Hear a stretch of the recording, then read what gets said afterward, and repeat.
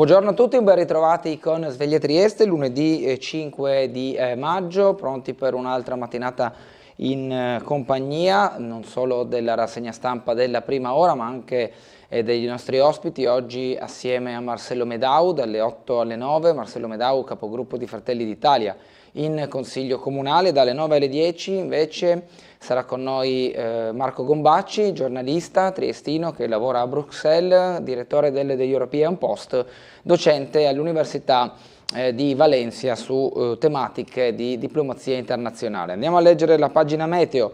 La situazione generale: quest'oggi una depressione interesserà l'Italia settentrionale, farà affluire sulla regione correnti sud-occidentali umide e instabili che porteranno a un marcato peggioramento. Nei giorni seguenti il tempo continuerà a restare instabile a causa della persistenza di aria fredda in quota. Per oggi lunedì 5, cielo coperto con piogge abbondanti e intense, anche molto intense sulle prealpi Giulie. Saranno probabili rovesci e temporali che si presenteranno a più riprese nel corso della giornata e che potranno essere anche di forte intensità, soprattutto il mattino. Le piogge potranno essere localmente anche molto intense nel caso di stazionarietà dei temporali. Soffierà vento sostenuto da sud sulla costa, moderato invece altrove. Temperature minime 17-18 gradi, massime fra i 18 e i 21 gradi centigradi. È prevista un'allerta meteo dalla mezzanotte di lunedì fino alle 23:59, quindi per tutta la giornata, con un'allerta gialla nelle province di Udine, Gorizia e Pordenone. Invece non c'è allerta, o meglio è marcata di color verde, e quindi con una persistenza ma anche gravità di entità minima nella provincia di Trieste. Andiamo a vedere domani. Come abbiamo detto, non sarà granché migliore la situazione meteo. Sulla zona montana cielo coperto, su pianura e costa nuvoloso, piogge da moderate ad abbondanti con possibili rovesci intermittenti e qualche temporale sparso. Sulla costa soffierà bora moderata, quota neve attorno ai 2200 metri circa, con minime previste tra i 15 e i 17 gradi, massime fra i 18 e i 21 gradi centigradi. Andiamo a vedere le notizie dal piccolo nella prima pagina. Prima casa, nuove regole, contributo regionale anche se le coppie si separano, rivisti i limiti di metratura, domande in risalita. Il primo intervento nella legge in discussione questo mese, l'altro annunciato invece entro fine anno. Presidenziali poi in Romania, avanti il candidato di ultradestra, la visita del capo di Stato per la logistica, patto con Bratislava. Questo è il porto della Slovacchia, il porto di Trieste è il porto della Slovacchia, così il presidente di quella Repubblica, Peter Pellegrini, ieri in visita proprio a Trieste. Calcio, business da 4,4 miliardi, ma a nord-est i ricavi calano.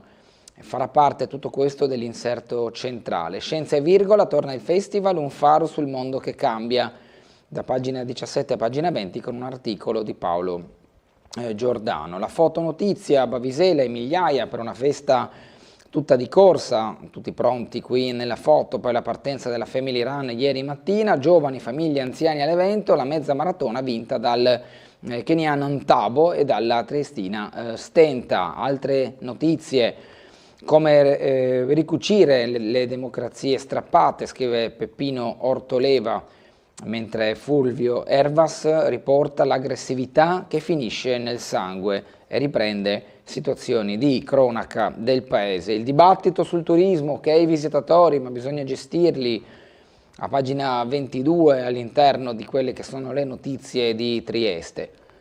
Sfonda la vetrina della pescheria per rubare 100 euro, ancora cronaca sempre a Trieste. Muggia, scattano i controlli anti-microcriminalità con le pattuglie davanti all'autostazione del Corriere. Trieste si fa sovrastare da Varese, i tifosi della Open Job Metis li chiamano gli invincibili, con la maglia di Trieste li hanno ritrovati inguardabili.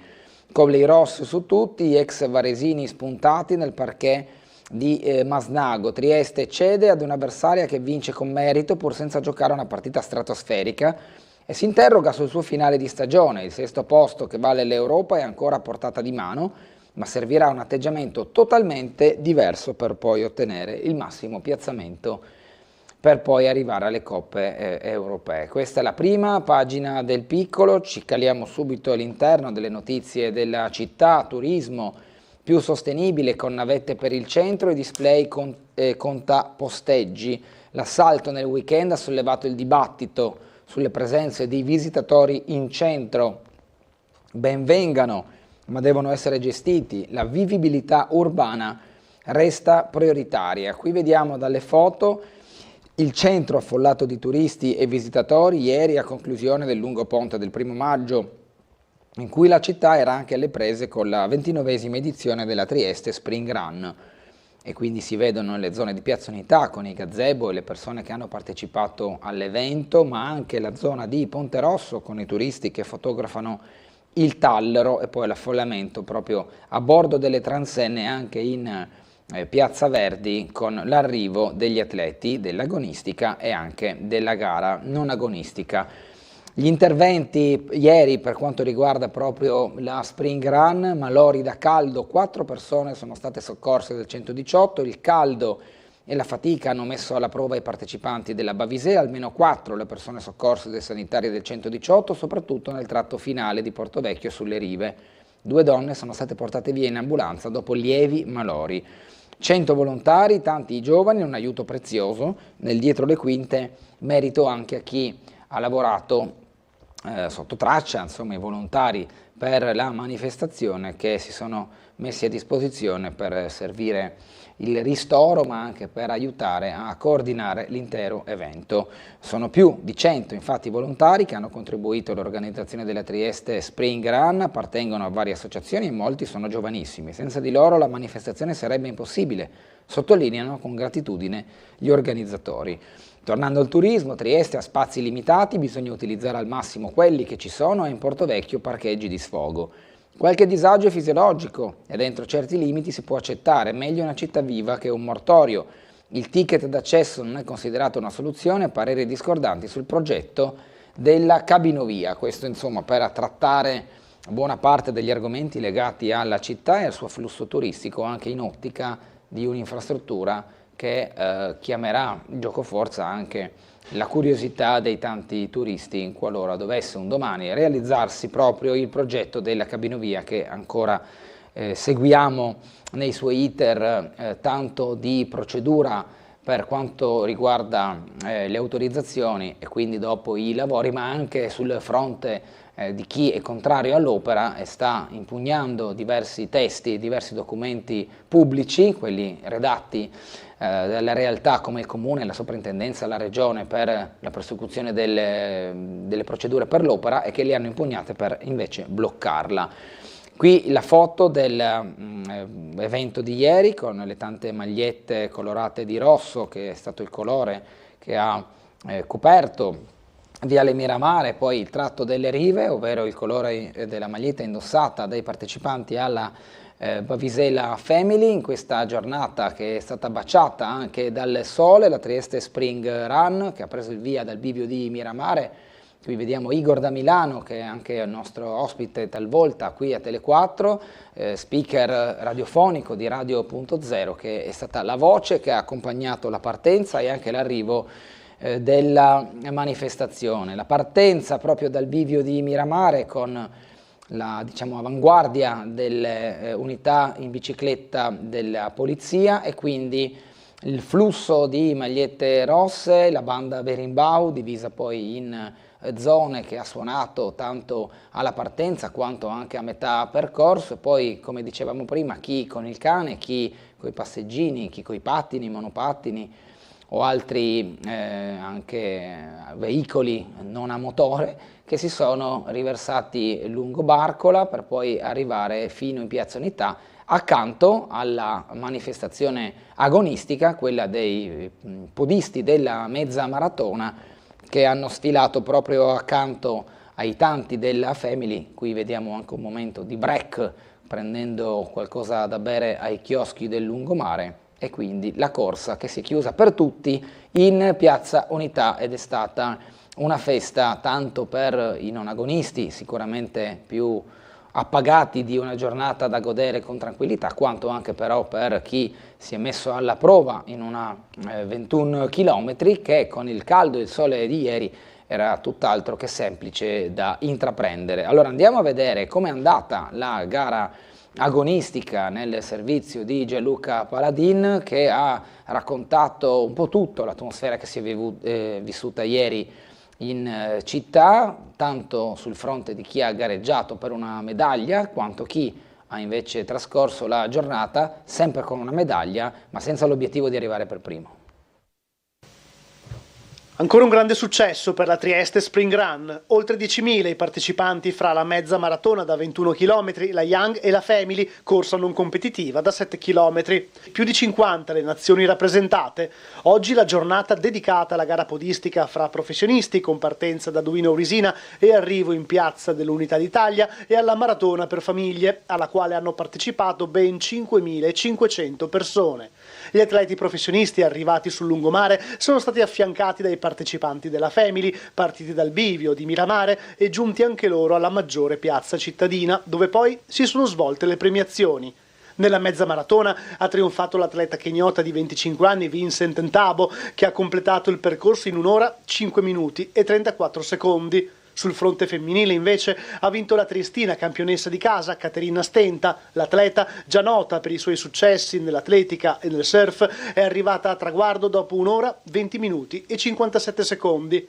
Oltre 2.500 gli atleti che hanno partecipato alla mezza maratona da 21 km. Per la categoria Family, a conferma della sua vocazione inclusiva, la manifestazione ha previsto la partecipazione gratuita per persone con fragilità, rafforzando così il messaggio di uno sport che non esclude ma abbraccia. E difatti chi era con la carrozzina, la sedia a rotelle è partito per primo, qualche decina di minuti in anticipo rispetto alla partenza delle ore 10. Passeggini, zumba, selfie e goliardia, leggiamo dal piccolo, nella grande festa dal bivio al centro, oltre 5.500 partecipanti alla Bavisela, la storica corsa aperta a tutti, giovani e anziani, genitori con bimbi e cani, in un fiume di t-shirt rosse. In gara un'intera famiglia, dal bambino di 3 anni alla nonna e la bisnonna che aspetta l'arrivo in Piazza Unità. Tante le associazioni che si dedicano al sociale e alla salute, ci sono pure i palloncini a forma di cuore della lotta ai tumori. Alla Bavisela, con una malattia rarissima in piedi al traguardo, la vittoria di Pietro, come soltanto altre 6 persone al mondo, a 9 anni è affetto da una mutazione genetica che non ha neppure un nome. Qui viene raccontata la storia di questa famiglia e di questa malattia, che però è andata oltre al dolore per riuscire ad arrivare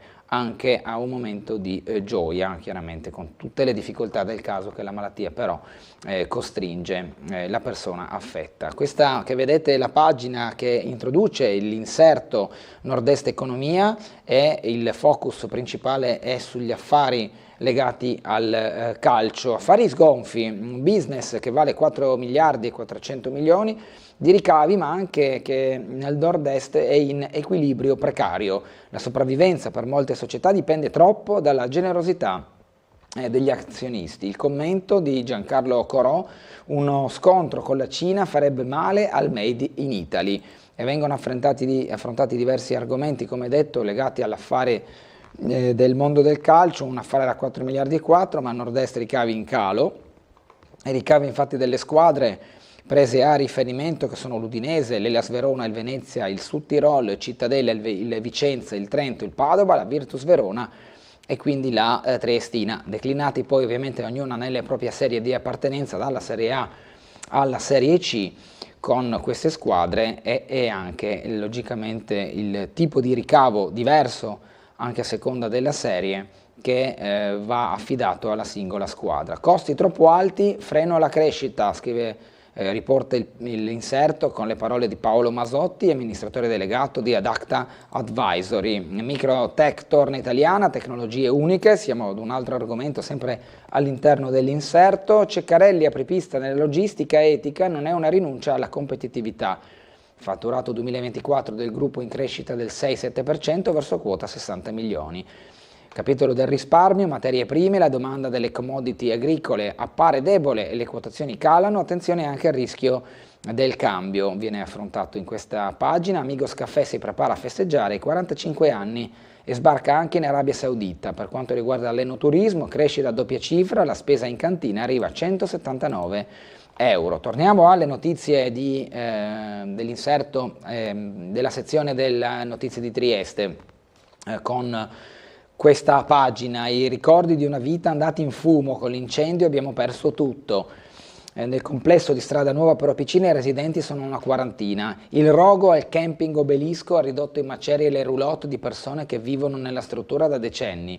Per l'intero anno all'interno conservavano i loro averi, ora devono ripartire da zero. Le foto che vedete riguardano l'area coinvolta nell'incendio dello scorso 1° maggio del camping Obelisco in Strada Nuova Propicina, le carcasse delle auto, le zone che sono state intaccate dalle fiamme, e anche una persona che proprio indica dove era posizionata la propria roulotte, all'interno del quale aveva molte cose, anche perché lì c'è stata gente che ha vissuto per diversi anni. Furto nel negozio di Canapa, il giallo della serranda chiusa, il punto vendita di Cannabis Light in via Battisti, preso di mira dai ladri.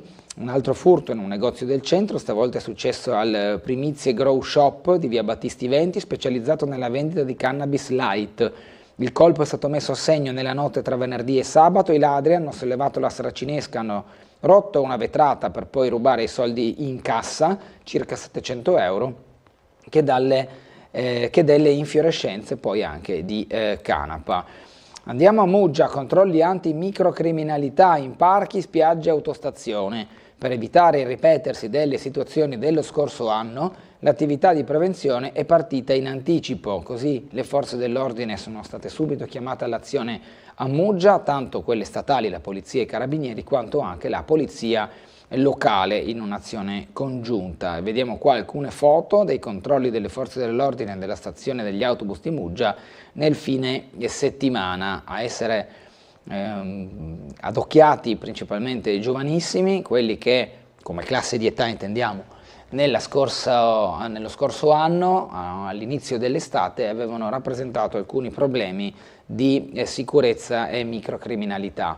Infermieri e straordinari, Fields scrive ad Asugi, per quanto riguarda il Burlo Garofalo e il personale, la situazione delle premialità extra lavoro. Sfondata la vetrina della pescheria, ruba 100 euro e viene arrestato. È successo a Servola, le volanti della polizia lo hanno rintracciato poco dopo a Servola nel cuore della notte, e quando lo hanno arrestato per portarlo in questura non ha opposto resistenza. Italiano di mezza età con precedenti e dunque già ben noto alle forze dell'ordine, e lui l'autore del furto messo a segno all'interno della pescheria rionale, l'angolo del mare. È successo, come detto, a Servola. Il bottino non era così cospicuo, ma tant'è, il fatto è stato comunque messo a punto. Sentiamo i dettagli nel servizio andato in onda nel nostro telegiornale di ieri.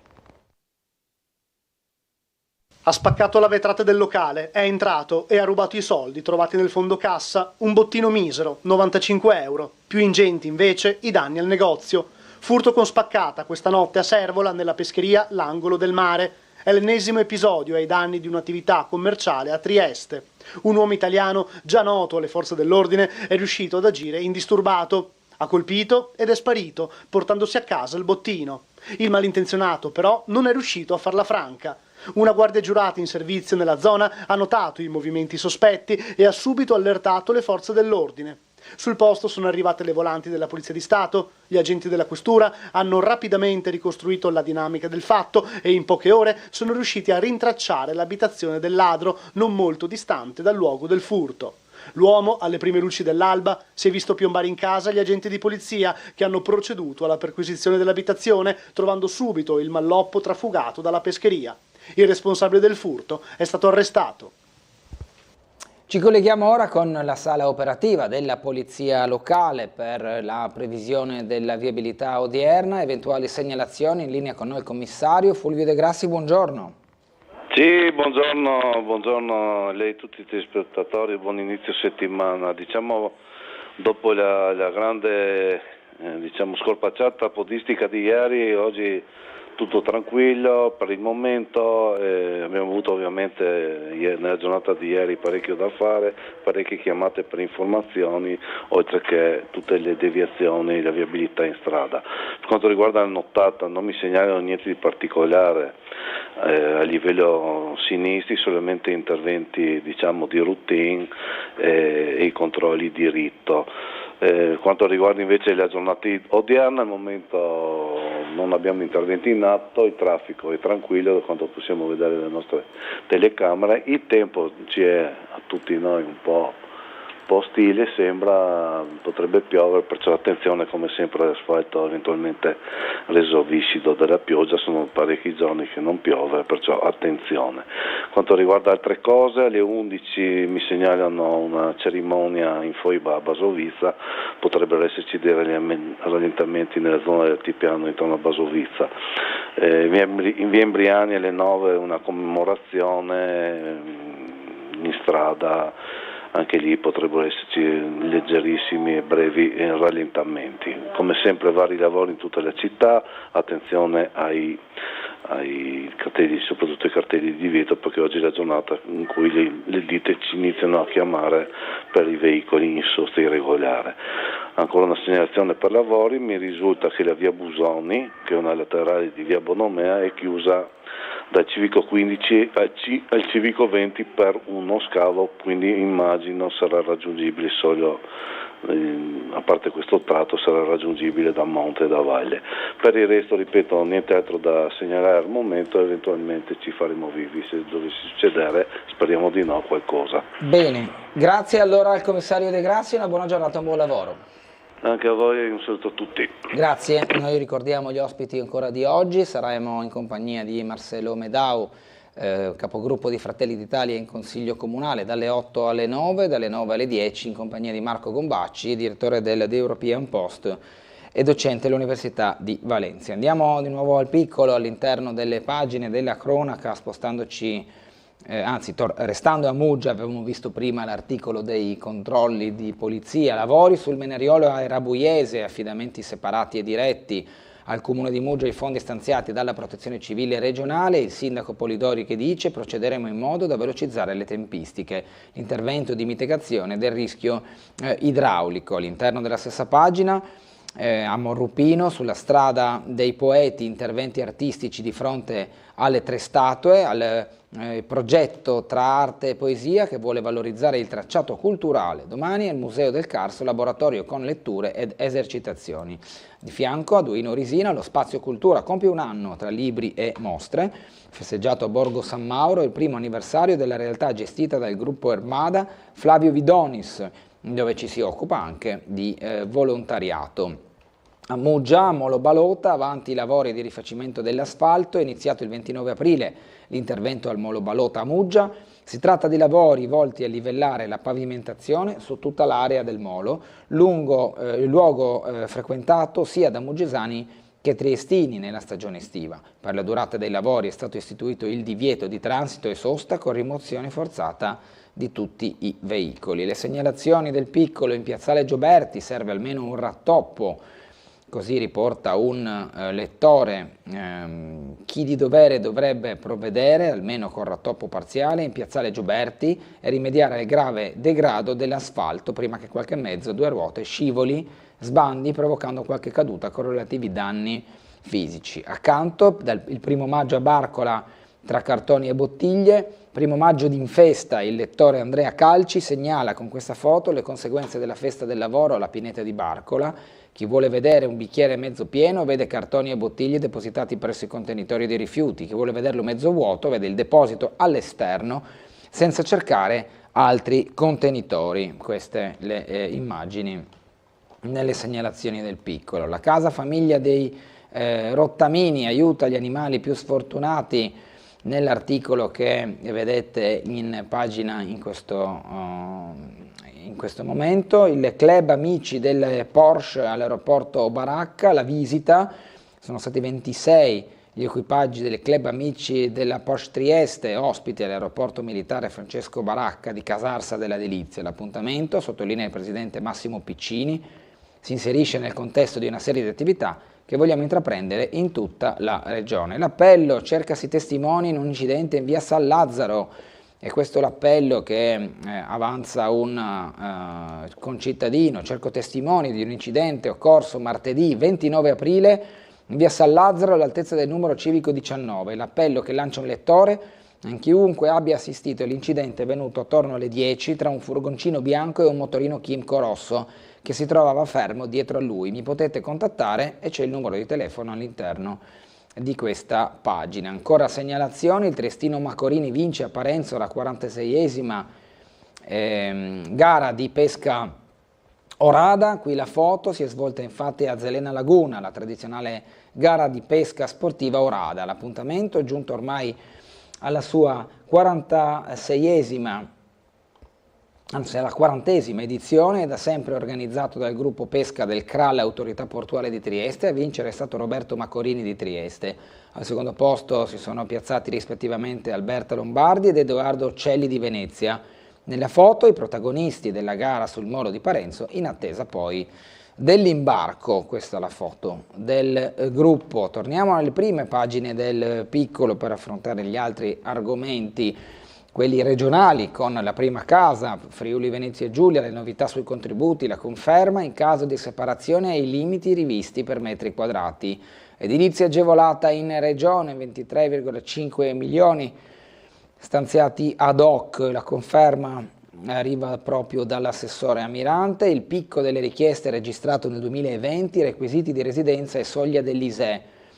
I numeri e il regolamento, i tempi di ammissione a finanziamento sono adesso assolutamente contenuti, riporta l'assessore Amirante. Con la riduzione dei tassi e acquisti più accessibili, il numero 1 della FIMA del Friuli Venezia Giulia, Bruno Bari, dice: nel 2025 le compravendite cresceranno ancora del 5%, arrivando a quota 776.000. Contenuto sotto il 2% l'aumento previsto sui prezzi degli immobili. Le difficoltà spingono le famiglie verso gli affitti. Nell'ultimo anno il 7% della domanda si è difatti spostato. Primo intervento nella legge multisettoriale in aula proprio in questo mese di maggio. Secondo la seconda modifica entro la fine dell'anno, domande in aumento tra gennaio e marzo. Il presidente del Friuli Venezia Giulia della FIAIP, Stefano Nursi, dice: apprezziamo le misure della regione, il mercato è stabile, c'è buon senso sul tema delle coppie, in Italia oltre 80.000 all'anno prendono strade diverse. Il nostro territorio continua ad attrarre turisti e investitori, con Trieste al top come performance, così riporta Nursi all'interno dell'intervista. Attualità di carattere nazionale, l'attesa del nuovo pontefice, cardinali alla stretta finale, l'ipotesi del mediatore.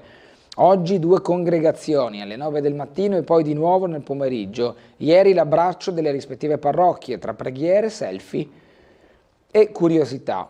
Bergoglio è stato fedele alla sua missione di pontefice fino all'estremo consumo delle sue forze, ha detto Dominique Mamberti, prefetto del Supremo Tribunale della segnatura apostolica. Dolan critica la foto postata di Trump, non buona, arriva dagli Stati Uniti anche questo tipo di messaggio. I papabili: Peter Erdo, il porporato che è erede di Wojtyla. Alcuni lo hanno già soprannominato l'erede di Wojtyla, altri lo chiamano l'anti-Bergoglio, e non per la distanza marcata dalle posizioni più progressiste di Francesco, ma per la ferma collocazione in quella pattuglia di papabili decisamente più tradizionalista dell'ultimo pontefice.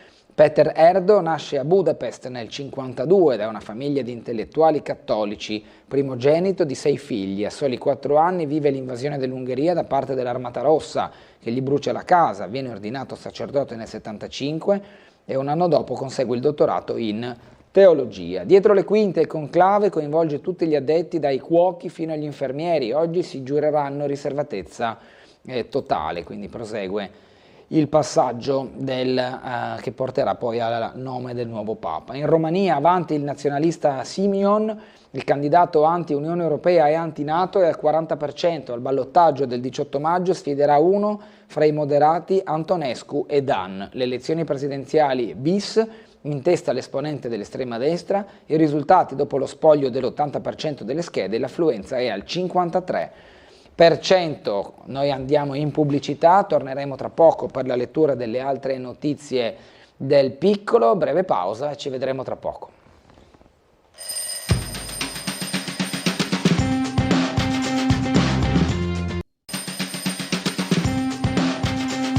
Ben ritrovati con Sveglia Trieste, siamo nel corso della mattinata e della prima ora dedicata alla rassegna stampa di questo lunedì 5 maggio. Ci eravamo fermati prima della pubblicità alla pagina del Piccolo che si occupa degli esteri e infatti vediamo una foto evocativa di Donald Trump in stile Cavaliere Jedi. Ora Trump avverte la pace in Ucraina forse è impossibile, un'altra dichiarazione shock del presidente statunitense che si fa ritrarre in versione Cavaliere Jedi, non so se devo rispettare la Costituzione. Qui il caso raccontato in questo articolo dove il presidente americano getta ombre sulla possibile pace tra Russia e Ucraina con la mediazione degli Stati Uniti. Tanto gli Houthi colpiscono l'aeroporto di Tel Aviv, l'ira di Netanyahu, missile buca il sistema di difesa israeliano. L'8 maggio a Berlino, senza le autorità russe, le celebrazioni, assolutamente corretto non invitare le autorità russe, le celebrazioni per l'8 maggio non c'entrano niente, intendono solo strumentalizzare questa data per giustificare la loro guerra di aggressione. La visita invece del presidente della Slovacchia, Trieste e Bratislava, patto per la logistica, Pellegrini e il porto della Slovacchia. Il capo di Stato ha incontrato nel capoluogo Fedriga di Piazza i vertici dell'Authority, collegamento ferroviario cruciale, qui le foto proprio della visita a Trieste del presidente che ha incontrato poi il governatore Fedriga e il sindaco di Piazza e le altre autorità interne all'Authority triestina. Nel 2025 è previsto un incremento del 15% del flusso di merci, direttrice strategica anche per l'Ucraina. Il governatore dice siamo ormai lo snodo principale tra il centro Europa e il mondo. L'omaggio del Friuli a Stefanik, eroe nazionale europeista. La cerimonia a Campoformido per ricordare il generale scomparso in volo nel 1919 è decollato proprio dal paese alle porte di Udine. Il presidente slovacco, l'amicizia tra i nostri due popoli si rinsalda, crediamo in un continente unito per il futuro, così ha detto a Trieste nella sua visita. Piano da 46 milioni per il rinnovo delle reti elettriche. Il programma 2025-2029 di Acegas, APS e AMGA nelle aree triestina e isontina, dagli interventi sulle banchine portuali a nuove dorsali e cabine d'alta tensione. Il neo amministratore delegato Andriolo che dice bisogna integrare le fonti rinnovabili e affrontare gli impatti diretti e indiretti del cambiamento climatico. Hydrogen Hub a Trieste, entro il mese via i lavori con traguardo nel 2026, l'impianto da 370 tonnellate all'anno. È previsto entro fine mese l'avvio del cantiere per uno dei progetti più significativi in Friuli Venezia Giulia nell'ambito della transizione ecologica e della decarbonizzazione. Stanno per partire i lavori per la Hydrogen Hub di Trieste nell'area industriale accanto al termovalorizzatore. Il progetto è portato avanti da Acegas, APS e AMGA e prevede la realizzazione di un impianto di elettrolisi con una produzione di 370 tonnellate di idrogeno all'anno, da utilizzare in particolare per alimentare i veicoli del trasporto pubblico locale e della logistica portuale e industriale. Quello che vedete in foto è un rendering della Hydrogen Hub collocato nella zona industriale periferica di Trieste. Andiamo all'attualità e siamo alla cronaca, ci spostiamo al di fuori del Friuli Venezia Giulia. Venite, ha ucciso mamma, bambina chiede aiuto al numero 118. L'uomo 50 anni ubriaco, durante l'arresto confessa ai carabinieri il femminicidio.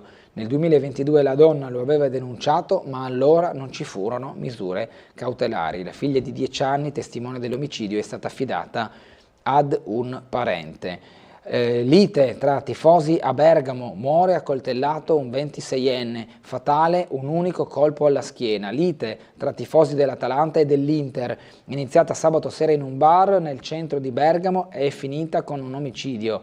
Riccardo Claris, 26enne, tifoso della Dea, la squadra di Bergamo, l'Atalanta, è rimasto a terra ferito da un'unica coltellata a 300 metri dallo stadio. A colpirlo Jacopo De Simone, 19 anni, incensurato La lite violenta è iniziata in un bar di Borgo Santa Caterina, partita forse da uno sfottò. Urla, qualche spintone, a un certo punto gli interisti se ne sono andati, fra loro Jacopo con il fratello gemello e la fidanzata di questo, insieme a 3 o 4 amici. Gli atalantini più numerosi li hanno seguiti. Alcuni testimoni hanno riferito che cercavano la casa dell'interista. Poi la coltellata che è stata fatale per il 26enne Riccardo Claris, tifoso dell'Atalanta. L'assurda strage, un altro fermato per Monreale, incitava l'indagato a sparare. Siamo a Palermo, i testimoni l'hanno riconosciuto in foto, guidava la moto e incitava l'altro a sparare ad altezza uomo. Hanno detto i carabinieri, racconti determinanti che hanno portato gli investigatori sulle tracce di Samuel Acquisto, 18enne, fermato ieri con l'accusa di strage in concorso. Insieme a Salvatore Calvaruso, il primo a finire in cella, ha partecipato alla sparatoria che una settimana fa è costata la vita a Salvatore Turdo, Andrea Miceli e Massimo Pirozzo, 3 ventenni di Monreale coinvolti in una rissa scoppiata per un rimbrotto sulla guida della moto con una comitiva di ragazzini arrivati nella cittadina normanna dal loro quartiere, lo Zen di Palermo.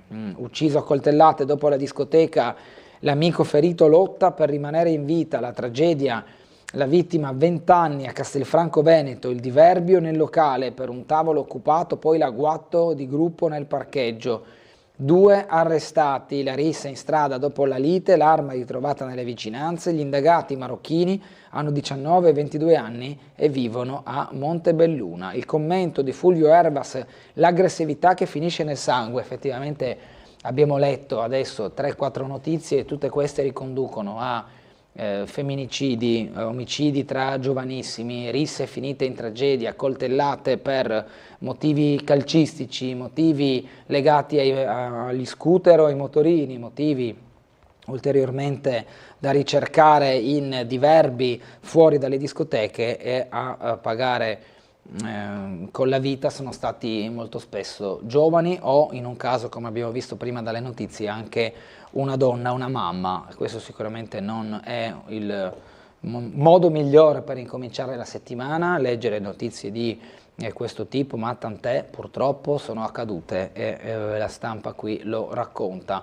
Andiamo ad Ovaro, morto durante il turno in cartiera, travolto da un carico di 12 quintali.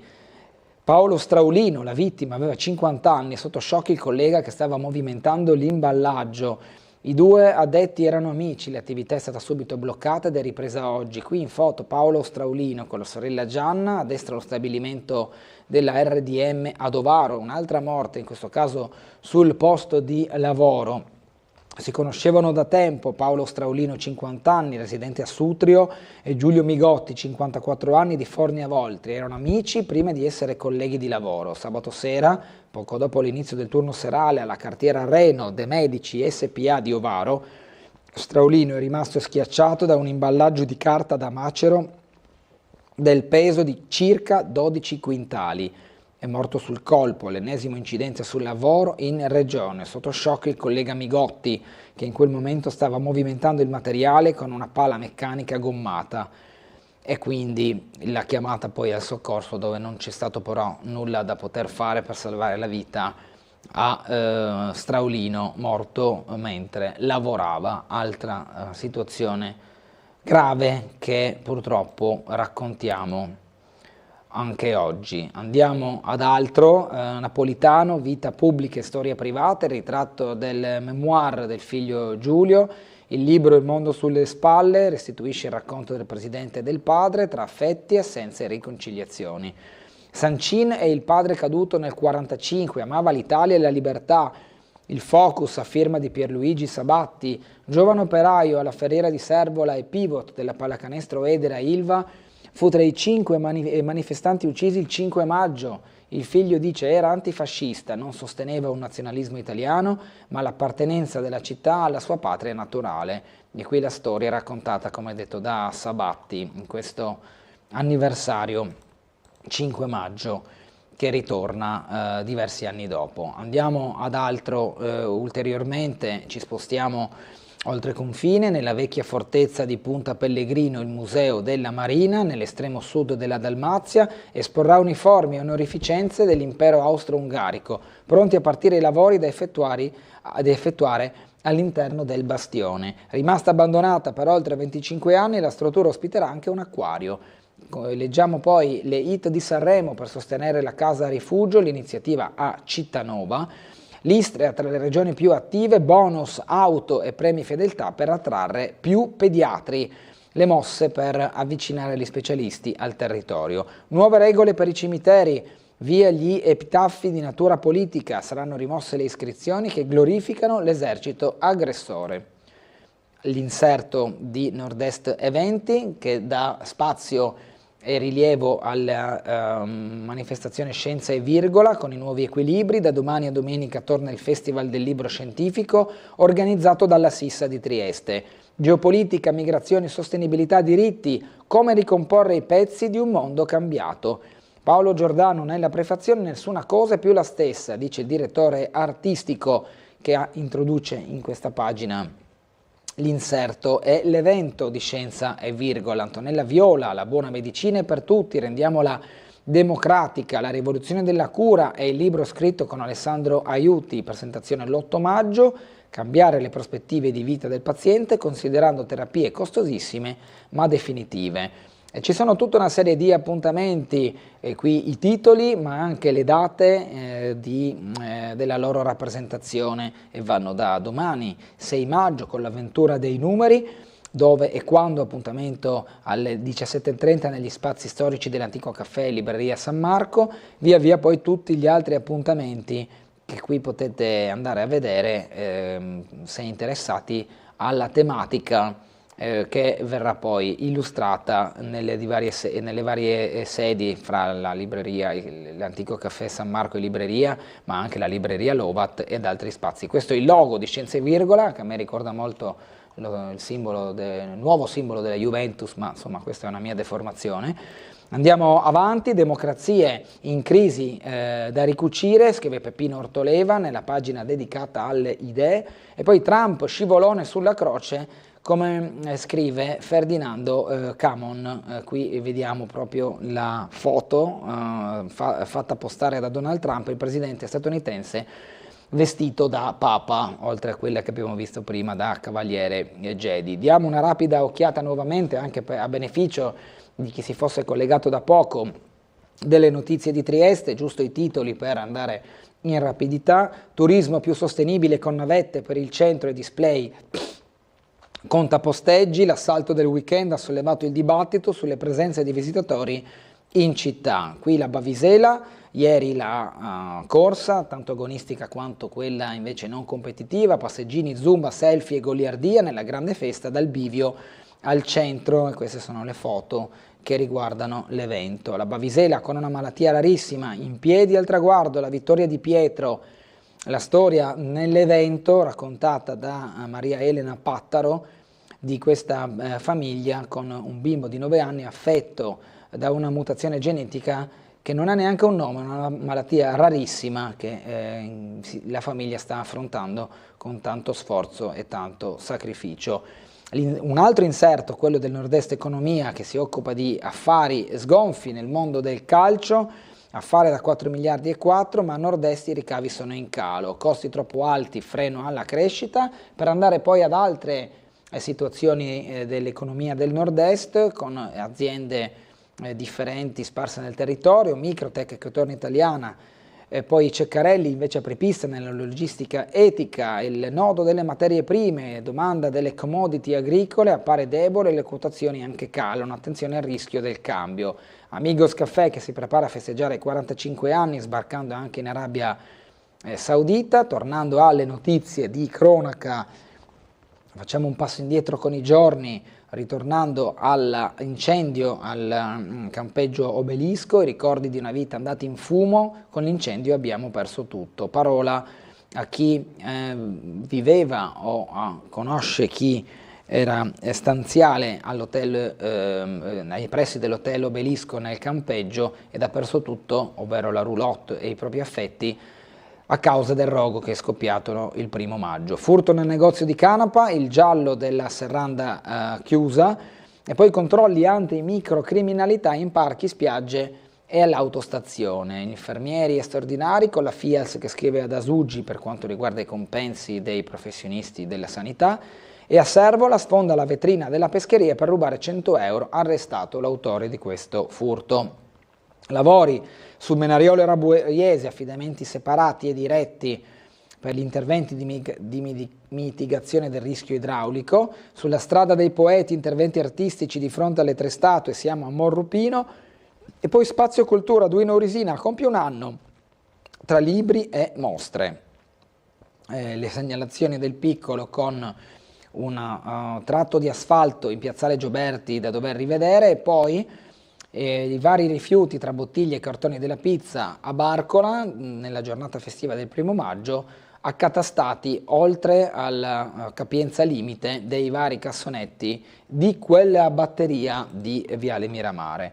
Al Triestino Macorini invece il premio a Parenzo per la 40ª gara di pesca orada. Andiamo alla pagina della cultura con Eleonora Bagnato, la Stella Danza, l'artista sul palcoscenico del Teatro Verdi di Gorizia assieme ai ballerini dell'Opera di Roma e a Julian Mackay della Bayerisches Stadtballett di Monaco. Qui la vediamo là a Bagnato, che è dunque in scena a Gorizia. La mostra di Steve McCurry chiude a quota 74.000 visitatori la mostra a Trieste. Poi Roberto Vecchioni, Tra il silenzio e il tuono, arriva al Teatro Rossetti. La tappa regionale dell'ultimo tour intitolato Come il libro, pubblicato da Einaudi a partire dall'album Infinito, come riporta Annalisa Perini. Un viaggio sonoro rievoca Emilio Russi ai lunedì dello Schmied, oggi alle 17:30 alla sala Balzen, e poi i testi di Floramo per Alessio Boni tra jazz e libertà nel 1945 a Gorizia. Chiude la stagione del Teatro Esontino anche il pianista Vernier e l'orchestra Naonis. Altri appuntamenti: Gabetta e Chamayou, un duo raffinato di violoncello e piano alle 20:30 al Verdi, e libri d'artista della triestina Patrizia Bigarella alle 17:30 alla Biblioteca Stelio Crise. Siamo allo sport, Europa rimandata con la pallacanestro Trieste che ha perso 85-80 contro Varese, prova Scialba dai Giuliani che si fanno sovrastare dalla maggiore intensità di Varese, ancora in ballo il 6° posto che vale il pass alla prossima Champions League. Dovrà cambiare passo, come scrive il Piccolo, per ottenere la vittoria al prossimo turno. Ross non dà l'accelerata, Jutov serataccia al tiro, fra i migliori Brown, sottotono Jutov e Ross, ma anche Brooks e Valentine. Sufficienza per Johnson, Candussi, McDermott. De Angeli senza voto per aver giocato pochi minuti. Cristian Duro, noi imbarazzanti, sono molto deluso, ha detto l'allenatore, il coach della pallacanestro Trieste, il suo commento duro nei confronti della prova dei suoi ragazzi. Andiamo a vedere la classifica, anche perché nelle altre partite Virtus Trapani, duello in testa, Scafati e Pistoia vanno in A2, con Virtus Bologna e Trapani, vediamo proprio qui appaiati in testa alla classifica, seguiti da Brescia e Trento a 42 punti, dall'Armani Milano a 38 e da Trieste che con Reggiana hanno 34 punti. La Reyer Venezia a 30, Tortona a 28, Sassari 24, come la Nutribullet Treviso.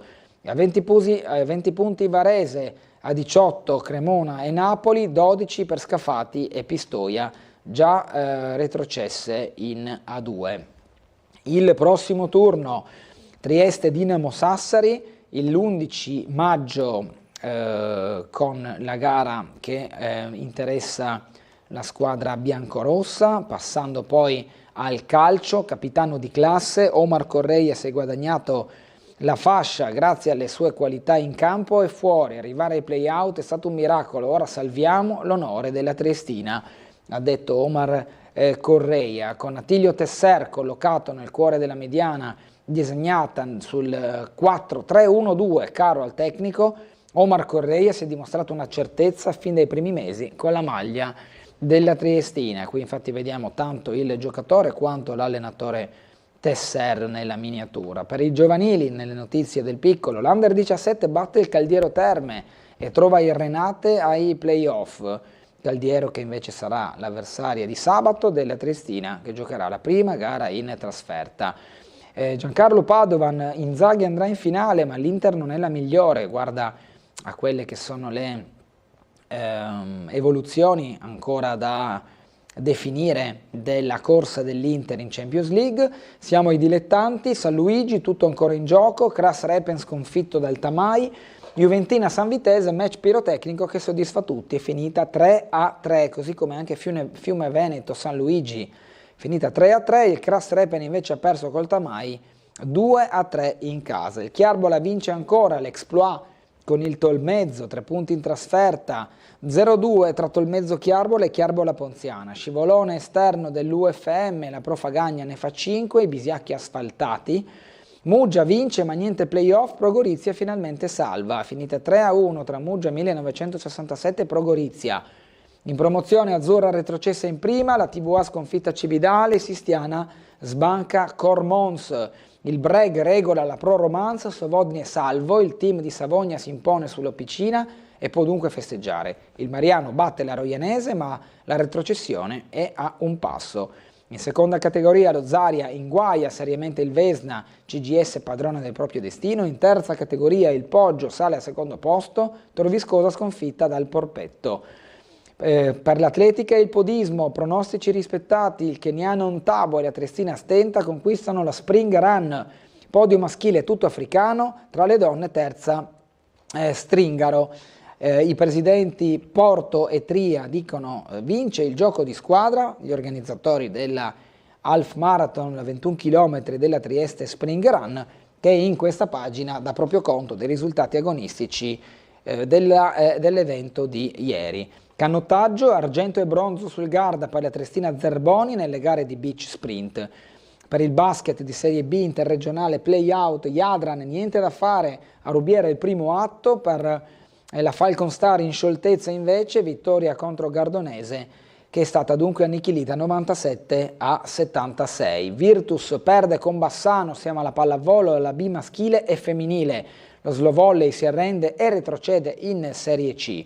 Lo Zalet chiude in bellezza con Spilimbergo nell'angolo e festeggia il quarto posto. L'EVS scappò nell'ultimo match contro il Royal Kennedy, salvezza ancora in bilico per la Serie C e D maschile, intrepida ok con il Prata, il Pozzo ferma la striscia della Fincantieri Monfalcone. Volley, la finale di Champions League, generazione Conegliano, le Pantere battono con un netto 3-0 Scandicci nella finalissima tutta italiana. Un grande Imoc centra il grande slam, ha vinto tutti i 5 titoli della stagione. E qui la foto di Conegliano in trionfo con la seconda Champions League consecutiva. E complimenti dunque a questo team vittorioso e solido. Trionfa una dinastia dalla mentalità internazionale. Le storie di volley, con un approfondimento proprio che si riferisce non solo alla vittoria di questi giorni, ma proprio nel tempo. Quanto manca Bartali, 25 anni fa la morte del grande campione del pedale, ripubblichiamo l'omaggio di Giorgio Lago a un eroe del Novecento, in questa pagina si può leggere. Sinner a Roma, squalifica finita, oggi conferenza di allenamento.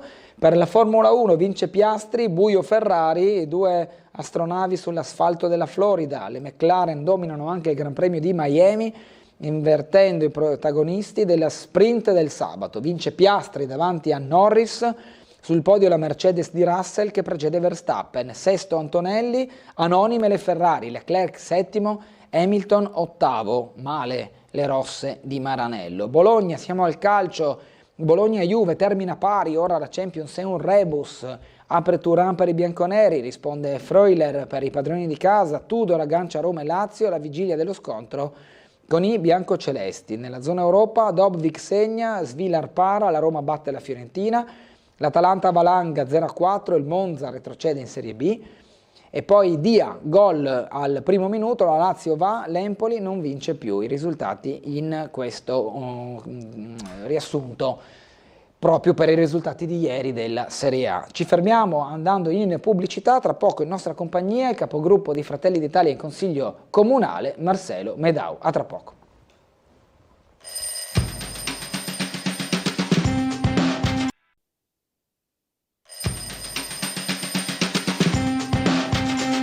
Ben ritrovati in diretta con Sveglia Trieste, come anticipato siamo in compagnia di Marcello Medau, capogruppo di Fratelli d'Italia in Consiglio Comunale. Buongiorno. Buongiorno, grazie per l'invito, è sempre un piacere essere qui.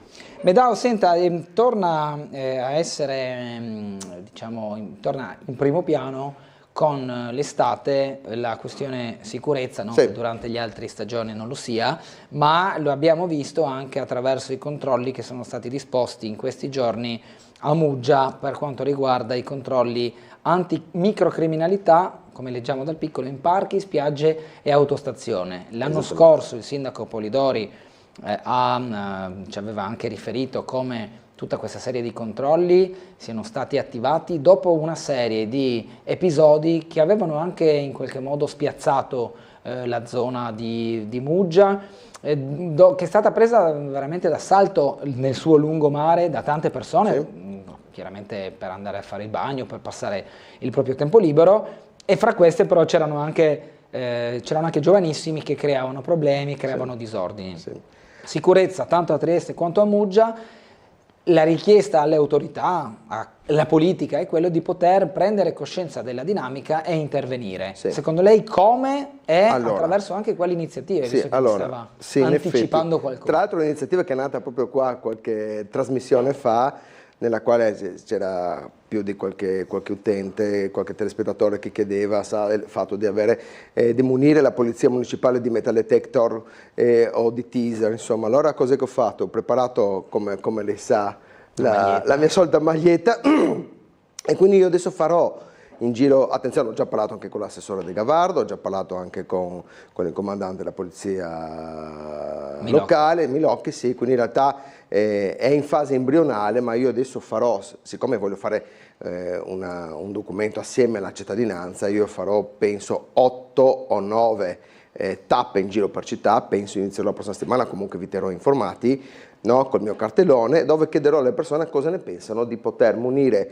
la polizia locale di metal detector e di teaser. È ovvio, questo mi dà anche l'occasione di stare un po' con la gente, di capire anche un po' il polso della situazione, il polso di quel che è la fiducia, no, nella polizia. Quindi io farò questo qua, quindi se mi vedete col cartellone in giro avvicinatevi, avrò dei foglietti dove chiederò cosa ne pensi, sei d'accordo su munire la polizia, sì o no, e metterò all'interno di quest'urna, poi alla fine faremo un conteggio, magari se riusciamo anche in diretta, in modo da preparare una mozione da presentare poi al Comune. Allora teniamo presente che anche per quello che riguarda questi strumenti, che sono secondo me utilissimi, ma ci sono anche lì delle limitazioni. Parlando con l'assessore infatti mi spiegava che non è così facile andare a perquisire le persone, no? Però effettivamente io penso che possa essere uno strumento in più e perché non utilizzarlo.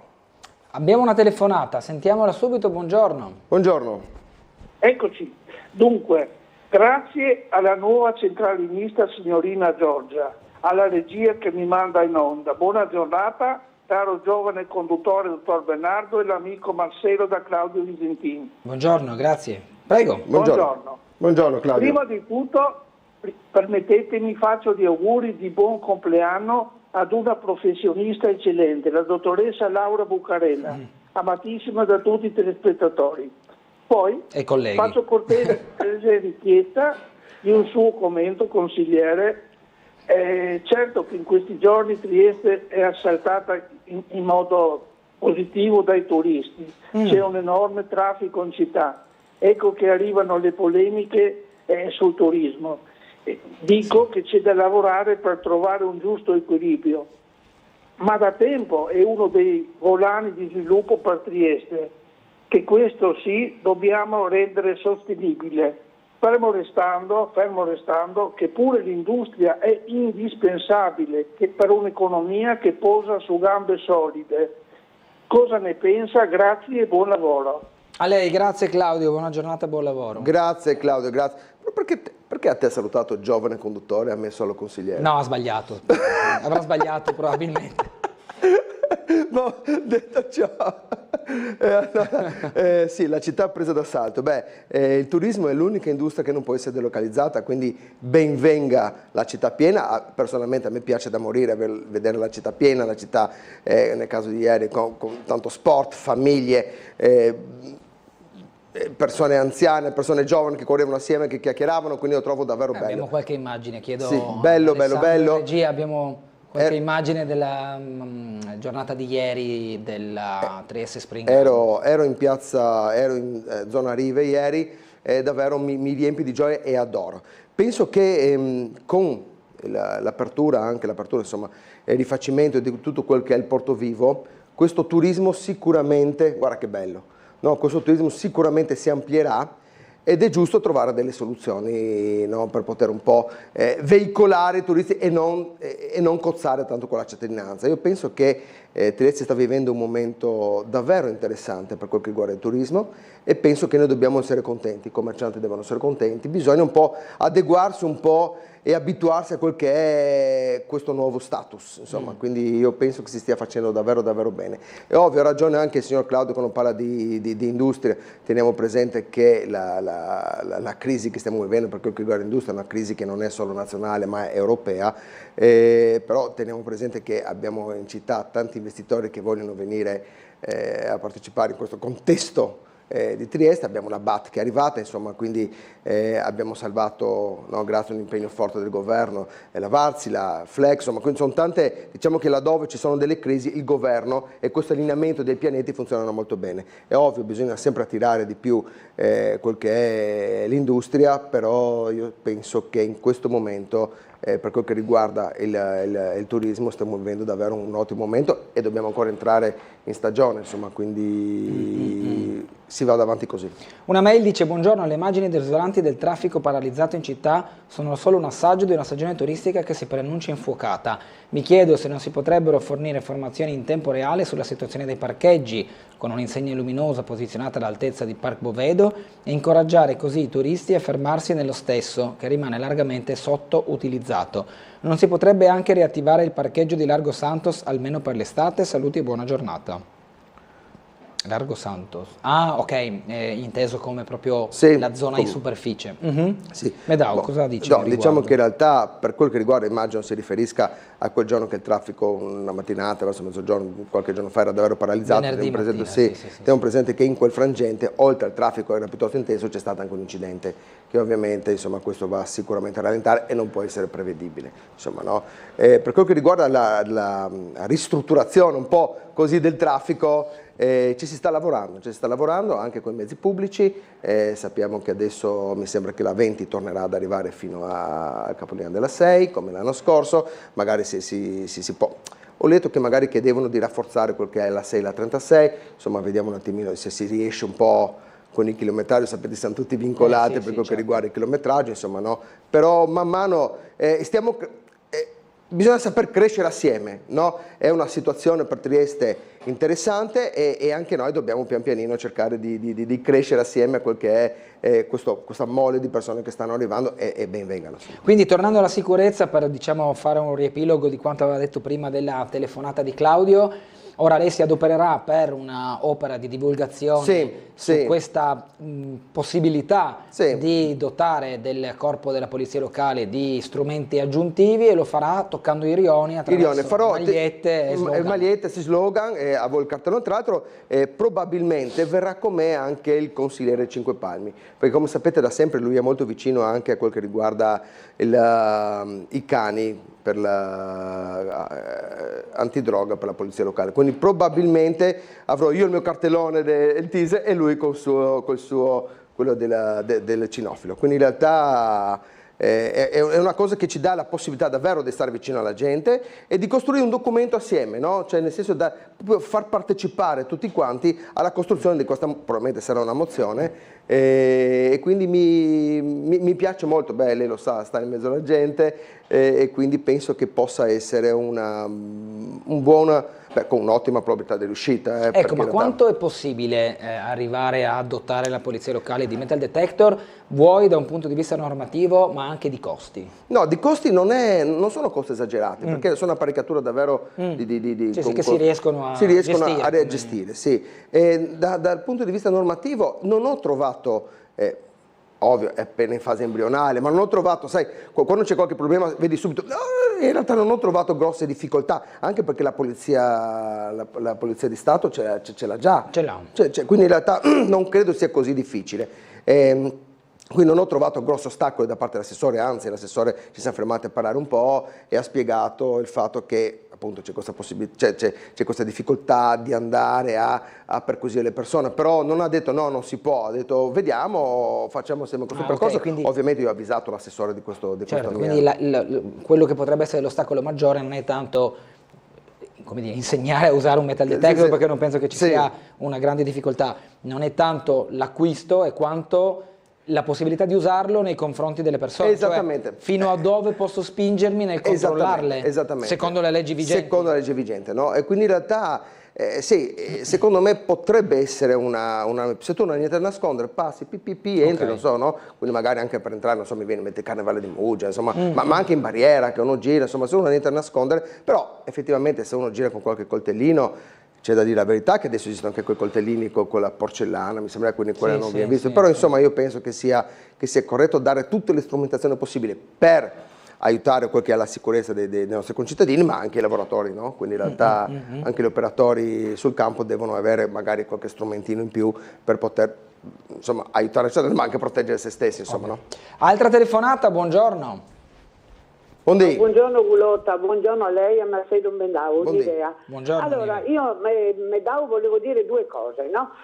Una sua opinione. Primo, sul rifacimento di Piazza Unità. Ieri, non so se avete osservato, Gulotta penso sì, ma lei non so se era in Piazza Unità, io ho fatto un leggero passaggio, quell'auto articolato è enorme con quel palco in fuori. Io penso che se anche mettiamo dei Maseni in Piazza Unità con quelle macchine enormi si romperanno anche loro, perché non è possibile, inutile fare Piazza Unità nuova quando permettiamo la sosta e l'intrattenimento con quelle bestie. Questo è uno. Secondo, ieri Gulotta verso le 10, non so, 9:30, non so che ora era, ho visto Ring, l'ultimo pezzo in cui c'era Settimo il costruttore con un altro interlocutore, quello che aveva già fatto dei servizi con voi, mi sembra si chiami Francesco, ma non mi ricordo il cognome.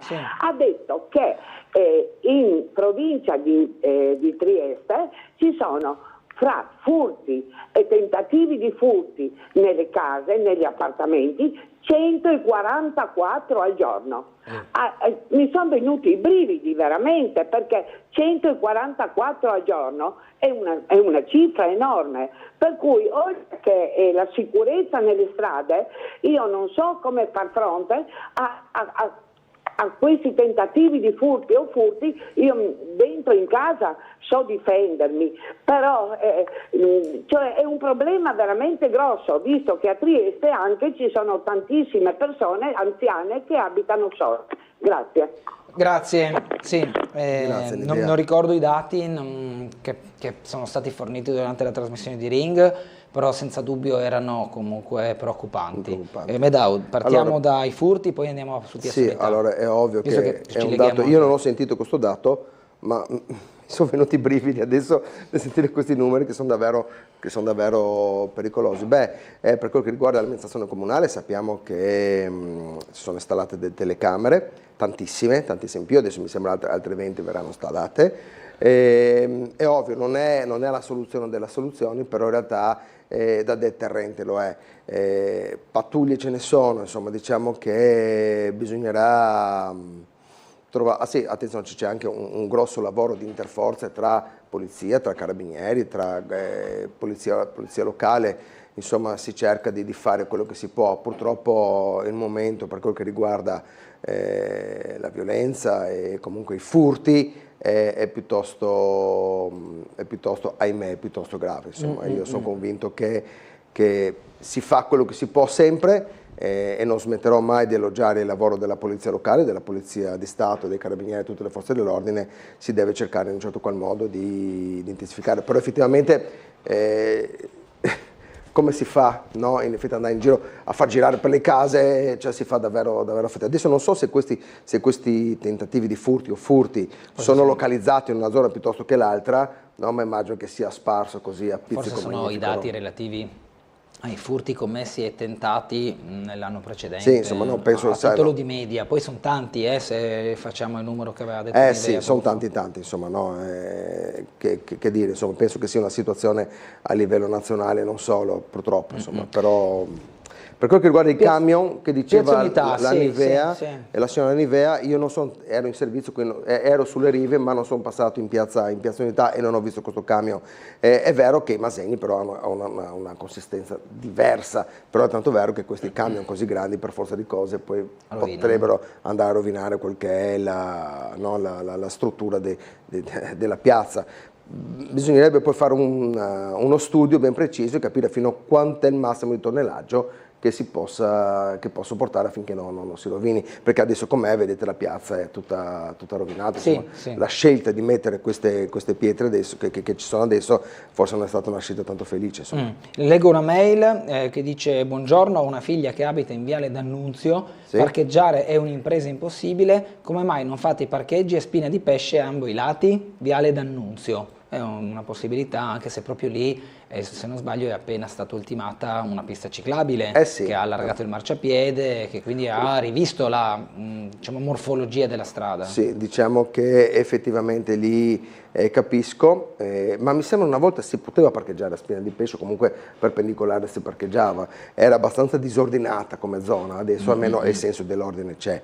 Quel che riguarda il parcheggio effettivamente è un po' il problema di tutte le città, non so se si può mettere a Spina di Pesce, perché mettere a Spina di Pesce va togliere spazio in carreggiata. Spazio in carreggiata, che è già quello che è. Io comunque mi informerò, chiederò anche all'assessore, ma io ho paura che effettivamente lì ci sia un problema proprio di spazio, insomma. Altra telefonata, pronto? Buongiorno. Buondì. Poi Sergio qua, Prego, volevo domandare come è andata a finire la storia con il montascale di San Giusto per i portatori di handicap, che non c'è un bagno, non c'è niente a San Giusto, e uno che è purtroppo portatore di handicap non sa dove andare a fare i propri bisogni. Avevo già fatto la domanda in precedenza al consigliere e non so se poi a parte ho interpellato tutti, ho interpellato parecchia gente, però qua non si vede soluzione, o si sono dimenticati o non so, vorrei sapere come è andato a finire, perché il montascale serve per gli handicappati a San Giusto che non hanno la possibilità di accedere al bagno. Poi un'altra cosa e mi chiudo. Il discorso che ho letto, che noi abbiamo 1200 minorenni qua a Trieste che ci costano 20 milioni di euro all'anno, a rispetto di Milano che ne ha 1300. Volevo sapere se questa notizia effettivamente è vera o è falsa. Questi 1200 giovani minorenni, che è una botta, 20 milioni, che poi fanno anche dei danni, che chi li ha non fa niente per cercare di farli diventare educati. Bene, grazie, buongiorno. Grazie a lei. Buongiorno. Immagino parli di minori non accompagnati. Credo che sia il massimo di posti disponibili più che il numero del totale dei presenti attuali, però mi riservo di fare una verifica. Ma lui si riferisce ai minori non accompagnati? Credo di sì. No, minori... No, minori. Penso che ci siano più di 1200 minori infatti, comune di Trieste, basta fare la somma delle scuole e già abbiamo un numero, però vabbè, di là di quello. Non capivo, era giusto per avere... Allora, per quel che riguarda il Montascale e i bagni a San Giusto, in realtà come sa il signor Sergio, che magari io sono piuttosto lento ma inesorabile, come abbiamo fatto con altre cose che siamo riusciti a portare a compimento. Allora, quando ero in trasmissione ancora qualche mese fa, appena arrivato in ufficio ho mandato la mail e avevo letto la risposta, ma sono sincero, adesso non mi ricordo. Teniamo presente, per quello che riguarda un po' i chioschi, c'è una delibera in atto che va un po' a modificare un po' tutto quel che è il sistema dei chioschi in città. Quindi è ovvio che poi, facendo questa operazione, è ovvio che alla fine poi verrà un po' prese tutte le misure giuste. Per quel che riguarda il montacarichi, come diceva il signor Sergio, mi rinformerò e vi terrò nota in modo da dare una risposta la prossima volta. Per quel che riguarda i minori, io volevo solo fare un appunto, teniamo presente che i minori non accompagnati prima si dava 180 euro al giorno e l'abbiamo abbassato a 120 euro al giorno, con grande disappunto da parte dell'opposizione e da parte del signor Schiavone. Quindi è giusto che la cittadinanza sappia che già 120 euro è tanto, secondo me, al giorno. Teniamo presente che questo è quello che succede, insomma, no? Chi ha potuto vedere le varie conferenze stampa di Schiavone, magari vicino anche a quello vicino ad adesso Trieste o esponenti di sinistra, è questo che loro vogliono, aumentare sempre di più quel che è la soglia giornaliera per un minore. A me, cioè, i miei figli non mi sono mai costati 120 euro al giorno, non so i vostri. Leggo altra mail. Il turismo di massa non solo può nascondere la povertà, ma può anche aggravare la situazione economica e sociale delle comunità locali. L'aumento dei prezzi degli immobili, la carenza di alloggi per i residenti e la pressione sulle risorse naturali sono solo alcuni degli effetti negativi del turismo di massa. Un'altra mail dice: anche in queste giornate appena trascorse non si è persa l'occasione di autorizzare la conversione del centro città in una sorta di paese dei balocchi.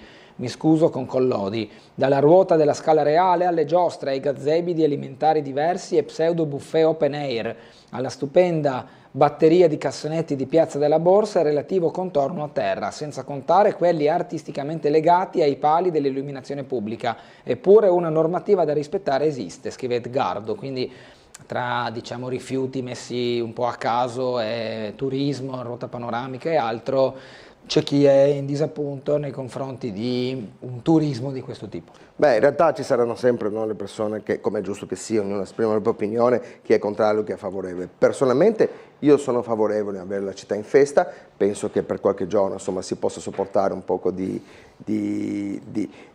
trambusto in più, quindi ben vengano la città. A me, ripeto, io adoro vedere la città in festa, trovo bellissima, penso che sia una cornice eccezionale, una città come la nostra è un peccato non usarla anche in questa maniera.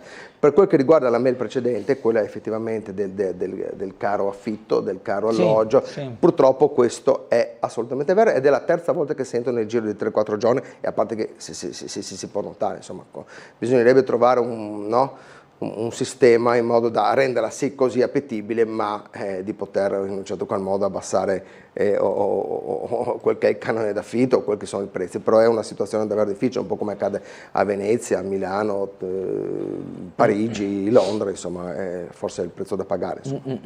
Altra telefonata, buongiorno. Sì, pronto, buongiorno. Buondì. Mi scuso per la voce, ma sono un po' preso dall'allergia, buongiorno. Figuri. Prego. Allora, ieri è comparso in grande evidenza il giudizio tranchant di Lega Ambiente contro la cabinovia. Sì. Allora, ci sono molte onlus e ognuna si interessa di qualcosa. Ho voluto andare a vedere un attimino cosa c'è dietro a Lega Ambiente, Sì. come si sostengono economicamente, eccetera. E scopro che Lega Ambiente è un'emanazione diretta del Partito Democratico. Invito tutti quanti ad andare in rete a vedere chi c'è dietro Lega Ambiente, e i vertici di Lega Ambiente, attraverso delle partecipate, delle società a responsabilità limitata e quant'altro, compartecipano a importanti imprese economiche legate al green o legate a quant'altro. Quindi sia chiaro che Lega Ambiente non è una onlus indipendente, ma è un'emanazione diretta del Partito Democratico. Andate a cercare, andate a vedere, andate in rete e troverete tutte le notizie molto ben dettagliate su chi e come partecipano a importanti attività economiche. Quindi non mi sorprende che Lega Ambiente si sia scagliata contro la Capinovia. E invito tutti ad andare a vedere. Buongiorno a lei e anche al consigliere Medau. Buongiorno. Grazie. Buongiorno. Sì, per quel che riguarda Lega Ambiente, poi lo sapevo già, ma volevo solo dare un piccolo dato, poi non voglio entrare ovviamente nel discorso della Capinovia, ma per quel che riguarda il disastro ecologico di cui parlano, teniamo presente che il bosco in cui si va a lavorare per costruire la Capinovia ha 12.000 ettari. Il taglio degli alberi corrisponde allo... 12 ettari forse? 12... Perché ho un ettaro e 10.000 metri quadri. 12 ettari, 12 ettari. Se non sbaglio. Sì, adesso... Vabbè, 12.000 allora, teniamo presente che si va a lavorare per lo 0,008%, insomma, quindi uno può essere contrario o favorevole alla Capinovia, per carità, ma che non mi si venga a dire che ci sarà un disastro ecologico per quel che riguarda il taglio degli alberi, perché non è così, perché stiamo parlando dello 0,00, tra l'altro con la compensazione che verranno messe dall'altra parte. Questo non per creare polemiche, ma indipendentemente dal fatto che sia d'accordo o meno, questo non può essere un problema, ecco. 24,5 ettari può essere? No, forse 12, si estende verso... 12, vabbè, poi troveremo il dato. Troveremo il dato. Velocemente una telefonata prima della pubblicità, buongiorno. Buondì. Pronto, buongiorno dottor Gugliotta, a lei e il suo ospite sono Fulvio. Sì. Allora, adesso anche in base al trattato di pace anche la Slovacchia si è fatta viva. Adesso mancano ancora 3 paesi. No, il consigliere Medau, non c'è tanto da ridere, perché come ci sta trattando il governo italiano, subamministratore, è una vergogna. È una vergogna anche il silenzio e l'omertà che c'è a Trieste. Non c'è niente proprio da ridere. Hanno ridotto una città di 200.000 persone di vecchi, dove i giovani devono andare via perché non trovano lavoro. Quel poco di turismo che c'è è un fumo di Londra che non porta a niente. Quando abbiamo delle peculiarità uniche al mondo, adesso si sono svegliati industriali friulani, la Slovacchia, adesso manca ancora l'Austria, la Repubblica Ceca e la Svizzera. Se non ci fosse il trattato di pace, l'Ungheria e la Slovacchia non sarebbero qua a Trieste, si potrebbero servire del porto di Trieste, ma non aprire gli uffici marittimi. Non c'è niente da ridere. Ma chi ride, scusi? Ma chi ride, mi scusi? Il consigliere Medau. Ma come chi ride? Il consigliere Medau, dottor Gugliotta. Non ho parlato io. Ho parlato io.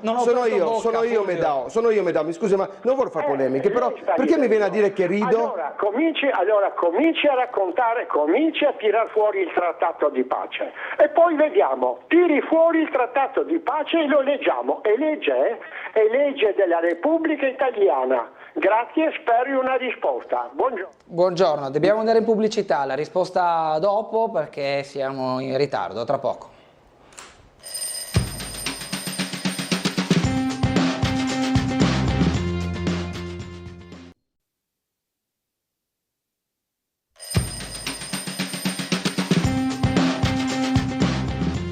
Torniamo in diretta con Sveglia Trieste, 8:36 minuti di lunedì 5 maggio in compagnia di Marcelo Medau, capogruppo di Fratelli d'Italia, ho spostato il tavolo, di Fratelli d'Italia in Consiglio Comunale.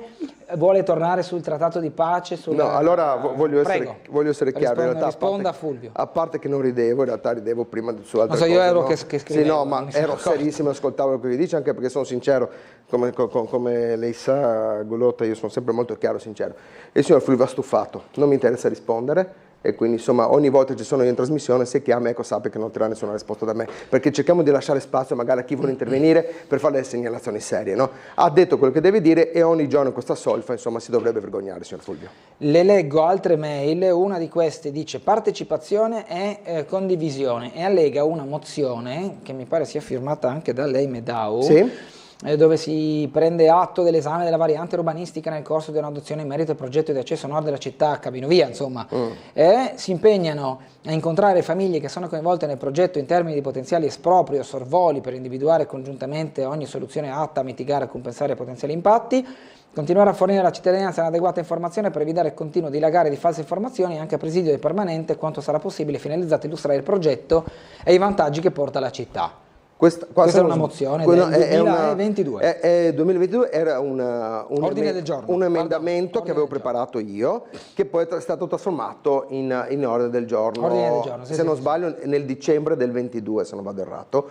12-22, sì. Dicembre 22, sì, era un emendamento che prevedeva proprio questo, no? Cercare siccome i comitati, ripeto, ognuno poi può pensare come vuole, ma il comitato oramai secondo me è troppo politicizzato, no? E quindi magari si perde un po' quel che è no, la chiarezza di quello che si vuole fare, e chiedeva proprio questo, in realtà che si interpellino le persone della zona che vengono effettivamente colpite, e capisco chi abita là, hanno ben donde in arrabbiarsi, ma in modo da portarli in comune e di fare una trattativa, ed è ciò che si è fatto. No? Io l'altro giorno avevo un incontro con i dirigenti, nel quale si è fatto proprio questo. Un signore che abita lì è venuto lì in comune, si sono accordati ed è uscito contento. Insomma, okay. No? Quindi questo si può fare. Si può fare, cioè, si può fare e accogliere il cittadino, parlare. Sì, quelli che sono direttamente colpiti. Quindi dico, guarda, io la Cabinovia che mi passa qua sopra, effettivamente è un danno, e lo capiamo benissimo, per l'amor di Dio. Un po' come è capitato per la grande viabilità, no? Se voi ci pensate, lì davanti alle torri, chi aveva le case lì, che hanno costruito il ponte, ragazzi, è brutto, mi rendo conto, chi abita lì è giusto che protesti, che cerchi, però effettivamente questo è. Quindi lo si sta facendo, questo ripeto era un mio emendamento di dicembre 2022, poi trasformato all'ordine del giorno, insomma, però effettivamente è quello che si sta facendo, quindi e che si continuerà a fare. Insomma. Telefonata, buongiorno. Allora, intanto un buongiorno al giovane, secondo me non più giovane, Bernardo Gulotta. Questo potremmo anche toglierlo come... No, sto scherzando, buongiorno, prego Diego. Sono Diego, un saluto anche a Marcello Medau. Allora, io per quanto riguarda l'ospite avrei così una curiosità, una domanda relativa a quella che io stimo come persona, che è l'assessore Rossi. Io stimo perché lo vedo sempre molto attivo, è una persona dedita alla modernizzazione, all'innovazione in generale. Penso che abbia pagato anche uno scotto politico quando gli sono state ritirate le deleghe allo sport per dei problemi legati allo stadio, tra l'altro non era neanche una sua colpa relativa ai concerti. E poi si vede come siamo stati ripagati dalla proprietà della Triestina con 5 punti di penalizzazione, ancora oggi rischiamo la retrocessione in Serie D. Detto questo, io su Rossi avrei due domande. Allora, a me Rossi piace come modernizzatore proprio perché adesso so che verrà, anzi è già stato approvato il progetto del battiscafo Trieste che verrà posto nel Museo Enriquez. Ma poi volevo anche capire da Medau cosa ne pensa dell'esternazione di Rossi, che facendo riferimento alla commemorazione del 25 aprile ha detto che lui avrebbe tranquillamente concesso il patrocinio del comune, e anzi sarebbe forse il caso di trovare delle soluzioni alternative ed innovative per cercare di dare maggior vigore al ricordo appunto del 25 aprile con la commemorazione all'interno della Risiera. Ecco, io con questo vi saluto e vi auguro una buona giornata. Grazie Diego. Grazie. Allora, posto che in realtà l'assessore Rossi gode della mia stima, sicuramente ha fatto la storia del comune di Trieste. Quel che riguardava un po' se tolta la delega dello stadio, abbiamo sviscerato abbondantemente quel che è il discorso. Per quel che riguarda il patrocinio, allora è giusto che si sappia, ma il signore lo sa sicuramente, ma la maggior parte delle persone, che il patrocinio, se se lo dà o se lo dà, non è un vietare la manifestazione, no? Perché in realtà mi è capitata qualche volta che uno mi fa: ma come, non possono? No, possono manifestare tranquillamente. Sul fatto di dare patrocinio del comune di Trieste a queste manifestazioni, che non sono delle manifestazioni, abbiamo visto già il secondo o terzo anno di fila, delle manifestazioni pacifiche dove si va tranquillamente a esprimere la propria no, la propria gioia per quello che è, per la liberazione, ma si è trasformato in una cagnara esagerata. Beh, però quelli erano quelli non autorizzati. Quelli non autorizzati, però quelli anche, autorizzati non hanno fatto. no, non c'era tanto, ma Fuori c'era, era tranquillo, no, insomma. entrano all'interno di una risiera e si mettono a gridare contro un sindaco in un modo tratto in un luogo così importante per il comune. Quindi insomma, personalmente io sono contrario a dare patrocinio, ma teniamo presente che il non voler dare patrocinio è stato deciso dalla giunta, quindi in realtà tutta la giunta. Quindi, cioè, come si fa? A votazione? A votazione, sì, si fa giunta, si incontrano e votano. Noi consiglieri non abbiamo partecipato a quella decisione. Quindi, gli assessori e il sindaco. Gli assessori e il sindaco, esattamente. Quindi io adesso non so come ha votato l'assessore Rossi in quel frangente, ma mi informerò sicuramente e immagino che abbia votato contrariamente, insomma, però è un voto di giunta e noi dobbiamo rispettarlo, come è giusto che sia, però di base io sono fermamente convinto che sia corretto così. Diciamo che è un messaggio politico. È un messaggio politico, cioè in realtà... Come dice lei, non è che cambia se ci si dà il patrocinio o no, ai fini della realizzazione di un evento il patrocinio non è che lo blocca. No, anzi... È appoggiato, non appoggiato, però è un messaggio politico. Sì, e tra l'altro, apro una parentesi, qualche anno fa abbiamo avuto una discussione proprio qua a Ring sul fatto del patrocinio ai Gay Pride. Io ero contrario a dare il patrocinio a Gay Pride, no? Non è un indirizzo politico che noi sposiamo, ma ognuno può fare quel che vuole, ma non, ecco, diciamo, col benestare del comune, ecco, diciamo così, ma ognuno può fare quel che vuole, non vieta assolutamente nulla, è solo avere il patrocinio o meno, cioè di base, insomma, non cambia nulla ai fini pratici. Allora, buongiorno, per questi cinghiali che pascolano indisturbati creando danni enormi ai cittadini, coltivazioni, automobilisti, si può fare qualcosa? Mio marito sotto altura è già stato centrato 2 volte con danni ingenti, non mi spingo oltre perché mamma mia gli animalisti, scusate. Come dice il politico Vannacci, il mondo purtroppo va al contrario, scrive Daniela sui cinghiali, che insomma è una questione che torna perché è tanti anni che... No, sì, anch'io ho rischiato, come lei sa, sono sempre in moto, ho rischiato anch'io più volte. Lì sì, ci vorrebbe, sai, c'è sempre il problema effettivamente che sembra poco degli animalisti, non è uno scherzo, qualsiasi cosa si faccia abbiamo sempre contrario un sacco di persone, un sacco, insomma, chi poi... Le metto a corrente di un'altra cosa, ci scrive una telespettatrice: buongiorno a voi e al vostro ospite, Medao che conosco, sono Fabiana, desidero segnalare che il costo del biglietto del bagno alla lanterna è di 1,20 euro, inserendo 1,50 euro la macchina non eroga tutto il resto, con il biglietto ricevuto si dovrebbe andare all'esatto per recuperare le monete mancanti. Ora io personalmente non lo farò, però il personale addetto all'entrata del bagno dicono che capita spesso. Quanti soldi recupera l'esatto con questa situazione? Non lo trovo corretta, grazie e buona giornata. Io questo non lo sapevo. Questo lo scopro anch'io adesso, sì. onestamente. Macchinette. L'ignoranza pregressa sulla questione, però... Monete. Insomma, questo viene segnalato. Ausonia? No, Lanterna. Lanterna, sì, scusa. Sì. Altra mail che riporta: sicurezza e violenza in città sono fuori controllo e sbaglia chi pensa che la rieducazione risolve il problema. Bisogna punire e mi meraviglio perché le istituzioni non si facciano parte diligente per cambiare le leggi del buonismo che sono in vigore attualmente. Sono leggi nazionali. Però. Sono leggi nazionali, sì. Diciamo, è giusto punire severamente, però è giusto anche cominciare, no, a sensibilizzare già da ragazzini, insomma, no?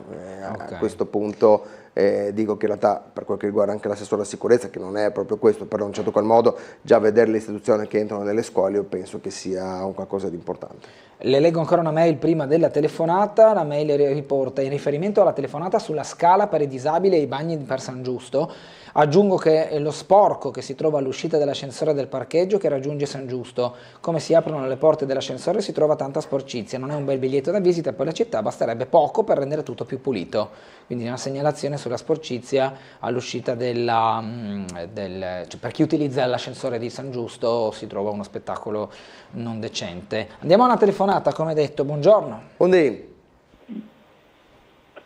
Pronto? Buongiorno. Sono io? Sì, prego. Buongiorno.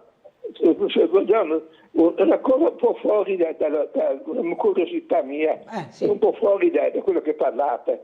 Vorrei sapere se il signor Medao sa dire, anche se non è di quel rione, sa dire quando avverrà l'inaugurazione della nuova piazza di Roiano, che sembra che sia quasi pronta. Sì. Anche se lì c'è purtroppo l'asilo che è abbandonato, che non non c'aveva niente, la cattedrale è nel deserto, per colpa della politica, ma insomma, almeno il resto della piazza quando verrà inaugurato, perché sembra pronto. Ecco. Ok. E anche volevo dire una cosa. Prego. Ho visto che hanno seminato bel prato inglese, quello chiede una manutenzione continua, quindi ci vorrà là una persona che ogni giorno controlli quell'erba, perché sennò vengono le erbe infestanti, eccetera. È inutile fare quello qua. Per quanto vedere nella vicina chiesa, l'aiuola che è in fianco, con gli erbi infestanti che ci sono là. Ecco, questo volevo dire, ecco, ci vorrà anche curare quello che è fatto Senza bene dubbio. adesso. Grazie. Grazie. È una curiosità mia questo. Sì, beh, ma più che legittima. Grazie. Curiosità sua, ma come di tanti altri, Sì, perché sì, allora, sono ormai alla fine, no? Sono ormai alla fine. Io la settimana scorsa ero con il sindaco e quindi si parlava proprio di questo, quindi è davvero la data esatta, non la so, ma è sicuramente imminente. Per quel che riguarda l'asilo di cui citava il signore prima, volevo dire due parole. Allora teniamo presente che quell'asilo è praticamente pronto, c'è stato in effetti un problema in consiglio comunale perché, come si sa, lo si vuole fare in concessione a un privato e ci sono 66 posti per i bambini, di cui 33 privati e 33 comunali. È giusto che si sappia che l'opposizione, con un ostruzionismo senza costrutto e senza senso, sta bloccando la possibilità a questi 66 bambini di poter entrare a scuola. E teniamo presente anche che è giusto che si sappia, perché tanto i conti sono trasparenti, l'anno scorso abbiamo speso, noi tutti, 6 milioni e passa euro in supplenze. È giusto che lo si sappia, insomma, no?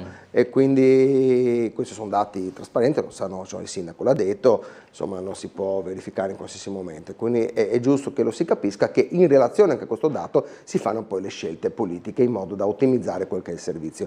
Io spero di riuscire a portare in aula il prima possibile questa delibera in modo da portarla avanti, perché stiamo bloccando 66 posti di bambini in quella struttura che è davvero bella. Abbiamo fatto sopralluogo 2 anni fa, mi sembra, ed è una struttura bellissima anche e va perché, liberata. se non sbaglio, ormai si è fuori termine per poterli iscrivere all'anno scolastico. Esattamente, no? Se si faceva tutto prossimo, no? No, allora teniamo presente che quando abbiamo fatto quel consiglio siamo andati tutta la notte fino alla mattina e loro, per perdere tempo, leggevano del Wikipedia. Cioè, stiamo parlando di andate a vedere quei filmati là, no? Per perdere 20 minuti per ogni consigliere, no?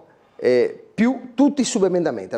Ci sono 121 emendamenti e dopo tantissime ore di consiglio siamo arrivati, mi sembra, a 6-7 emendamenti, no? Quindi per finire, abbiamo fatto un calcolo, per finire quel consiglio, con quella delibera là, con questo ritmo, ci vogliono circa 31 giorni, una cosa del genere, no? Che non è ammissibile, quindi bisognerà trovare sicuramente una quadra, lo so che stanno un po' lavorando per trovare un sistema da portare in aula questa cosa, però fatto sta che stiamo privando i nostri concittadini di 66 posti di asilo, cosa che io trovo davvero vergognosa. Le leggo un'altra mail.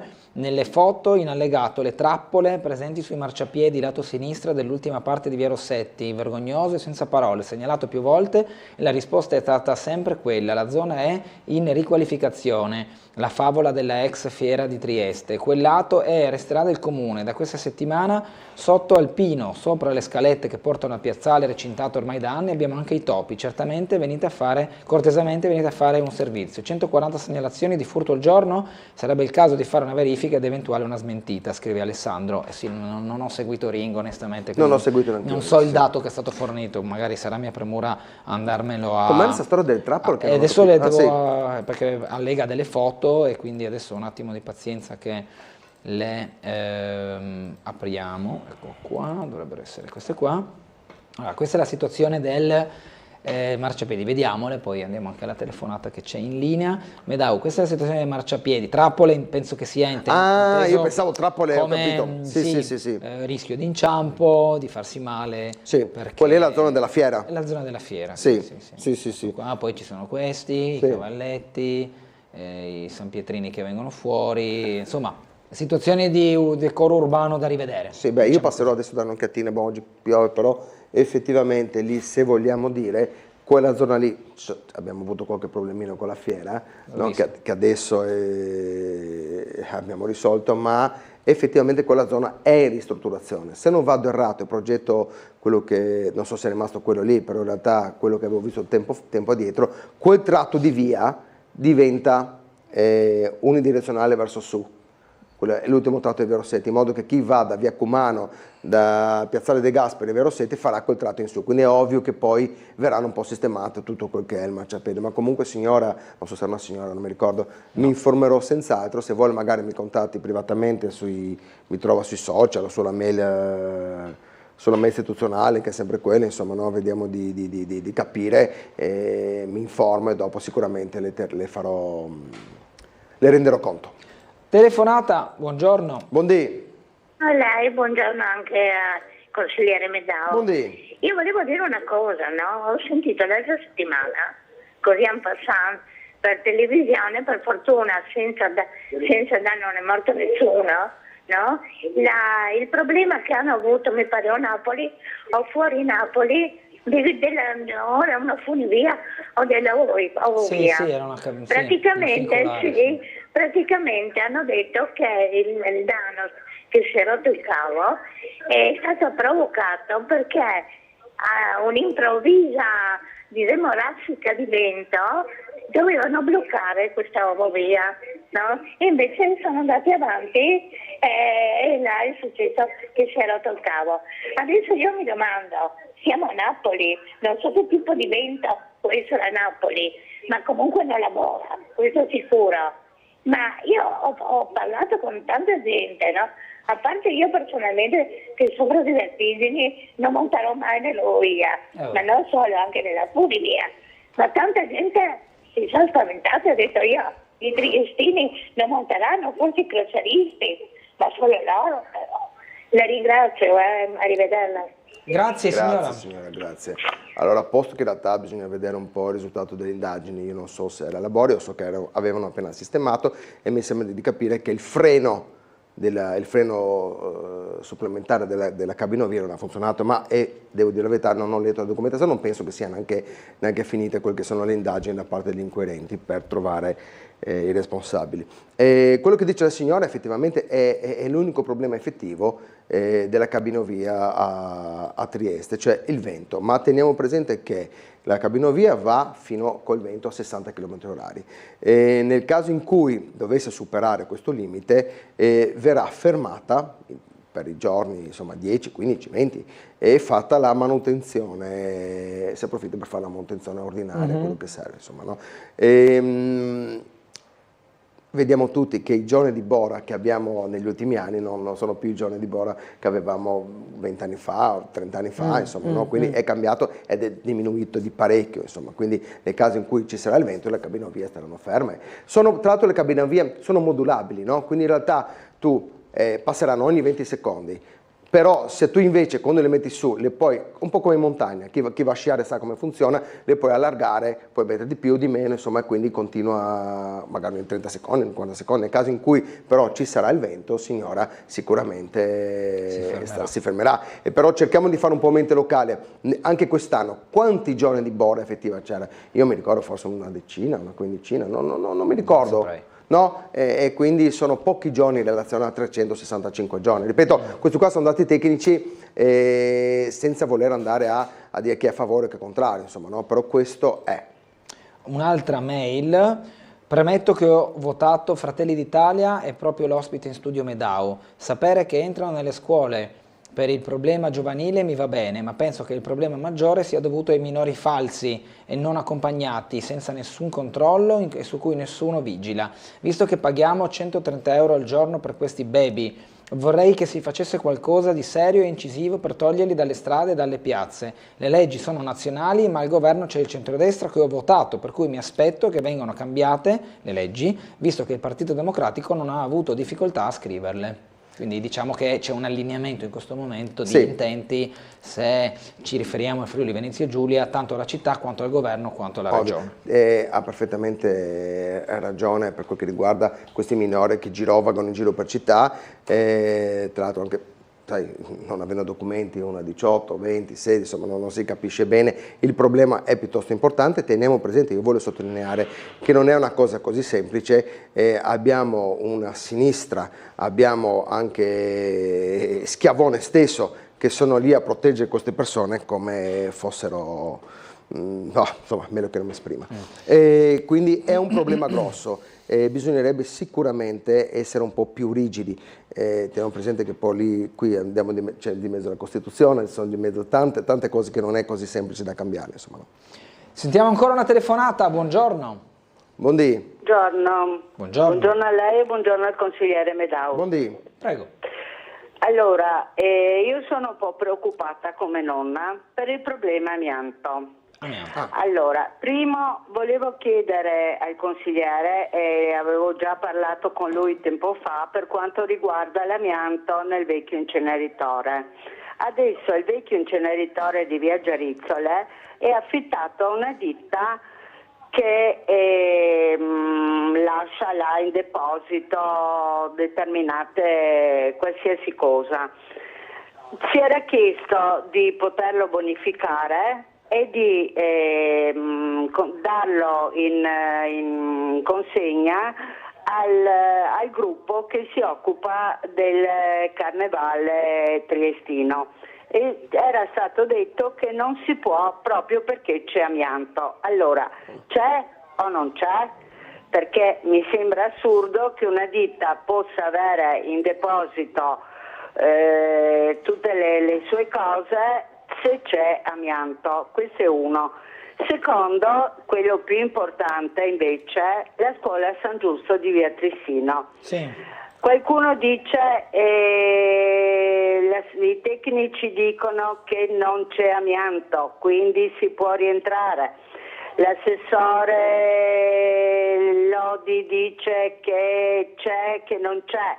C'è molta disparità tra loro. Io, indipendentemente se c'è o non c'è l'amianto, chiedo che almeno durante l'estate sia finita la bonifica e che i bambini in settembre possano rientrare tranquilli nelle loro classi, nella loro scuola, perché questo che si sapeva già se c'era o meno l'amianto in dicembre, per il momento sembra tutto bloccato, tutto fermo. Non vorrei che magari non ci fossero più fondi e quindi la scuola continuerà a essere nel disagio ancora per un po' di tempo. Terzo,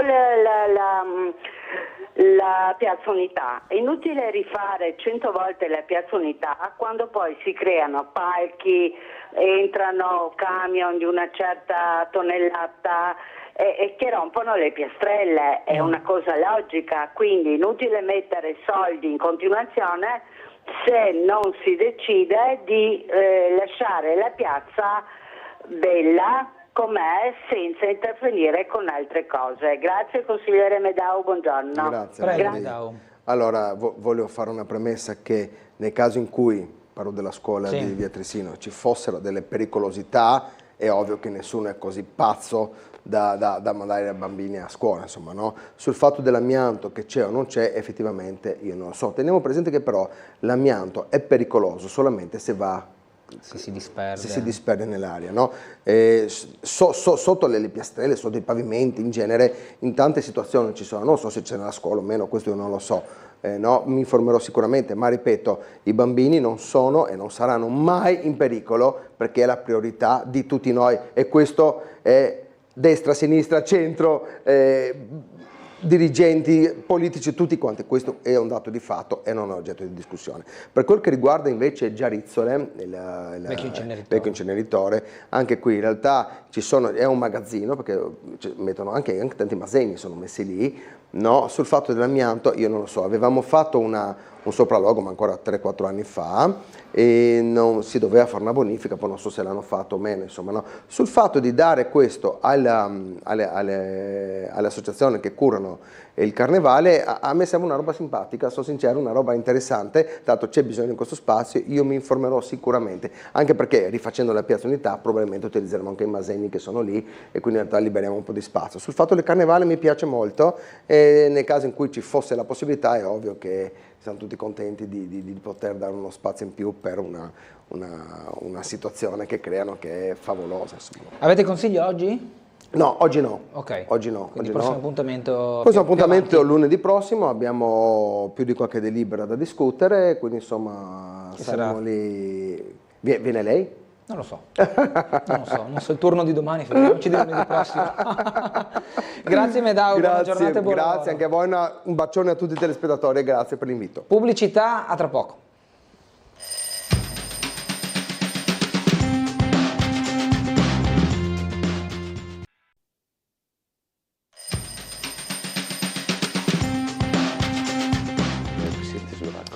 Torniamo in diretta con Sveglia Trieste, ben ritrovati, buongiorno, ben trovato a Marco Gombacci, docente dell'Università Europea di Valencia, giornalista, triestino, amico, ben trovato. Grazie per l'invito, buongiorno a tutti. Dunque c'è anche oggi sul Piccolo il richiamo alla visita del presidente slovacco a Trieste. Il passaggio principale è sulla zona portuale, ha incontrato i vertici della città, il sindaco, il governatore Fedriga, e non è l'unico che nel tempo è venuto a Trieste, in particolare col focus sul porto, perché ci sono state altre delegazioni estere che hanno fatto tappa proprio qui a Trieste e anche con interesse allo scalo portuale, segno di una attrattività non da poco. No, Trieste si sta riscoprendo centrale, io mi ricordo quando eravamo più giovani, io e te sentivamo sempre parlare di Trieste al centro dell'Europa, Trieste deve tornare a essere un porto e un punto attrattivo per tutto quello che era il suo retroterra naturale, per cui la Mitteleuropa. Poco si era fatto, tante parole, però si aveva una certa difficoltà a rimettere forse la città e il porto in carreggiata per tutta una serie di difficoltà anche strutturali. Negli ultimi anni, parliamo degli ultimi 5-6 anni, questa tendenza è cambiata anche a livello europeo. Io vivendo a Bruxelles ho il sentore, anche essendo uno dei più caldi, forse sostenitori di Trieste, fuori da Trieste, perché ogni volta che io mi intrattengo a parlare con diversi interlocutori, sempre segnalo orgogliosamente che vengo da Trieste e cerco di notare le reazioni. Sì, quali sono? E questo è molto interessante perché è come se ci fosse una cortina di ferro per Trieste in Europa, ovvero sia, se noi andiamo a guardare le reazioni che hanno quando si menziona Trieste nell'Europa occidentale, per cui parliamo di Spagna, Francia, Inghilterra, tra gli stati principali, si ha una reazione a sì, magari si conosce un qualcosa, ho sentito dire, ho letto un qualcosa, il più delle volte magari bisogna spiegare, c'è ancora la città in fondo a destra, la città è vicino a Venezia. Quindi rimane questa cosa di dover un po' spiegare dove siamo. Nell'Europa occidentale sì. Portogallo, Spagna, Francia, Inghilterra, magari anche in qualche paese del nord. Centro-nord, sì. Cambia tutto quando andiamo a parlare con l'Europa dell'Est, con gli interlocutori dell'Europa dell'Est, la Mitteleuropa, Ungheria, Austria fa parte dell'Europa occidentale, ma da un punto di vista culturale ovviamente abbiamo un rapporto particolare. Slovacchia, Repubblica Ceca e via. In quei casi là si apre il cuore, perché da un lato quando tu dici Trieste vedi che le persone hanno una reazione immediatamente che fa capire che c'è una relazione culturale forte con quei paesi. E attenzione, perché molti interlocutori non sono interlocutori tecnici che si occupano di politica, di logistica, di geopolitica o di altro, sono anche persone normali che fanno tutt'altro nella vita, ma Trieste la conoscono. Ed ecco come è fondamentale per noi triestini puntare in quel mercato, dove non devi spiegare chi sei, cosa fai e il tuo valore aggiunto. E ti aggiungo ancora un altro dato che mi ha fatto sorridere, però è indicativo. A novembre c'è stata a Nuova Delhi un'importantissima conferenza sui sistemi portuali, sulle relazioni tra Europa e India, eccetera, alla presenza dei ministri dei porti, delle infrastrutture di diversi paesi asiatici e europei. In quell'occasione là, a Nuova Delhi, io quando mi presentavo, sono Marco Umbacci da Trieste, molti indiani conoscevano Trieste. E questo fa specie perché se io vado magari in Francia devo spiegare, guardate, Trieste è la città vicino al confine con la Slovenia, qualcuno magari ancora ti dice, ah sì, sono passato perché devo andare in Croazia, mi sono fermato una notte, stupenda. Ma finisce là. In India, a Nuova Delhi, la conoscevano. E questo non è un caso. Perché non è un caso? Beh, non è un caso e non è un segreto, se ne sta parlando sempre di più e me ne rallegro che forse tra i primi, proprio a Tele4 ne avevamo parlato anche assieme, c'è un interessamento molto forte di diversi paesi dell'Indo-Pacifico e India in primis al porto di Trieste. Questo perché? Perché con il mutato scenario geopolitico globale vi sono diversi equilibri che stanno cambiando. Noi, forse come Italia, forse un po' troppo presto e in un momento di una confusione forse geopolitica, stavamo aprendo le braccia alla Cina, noi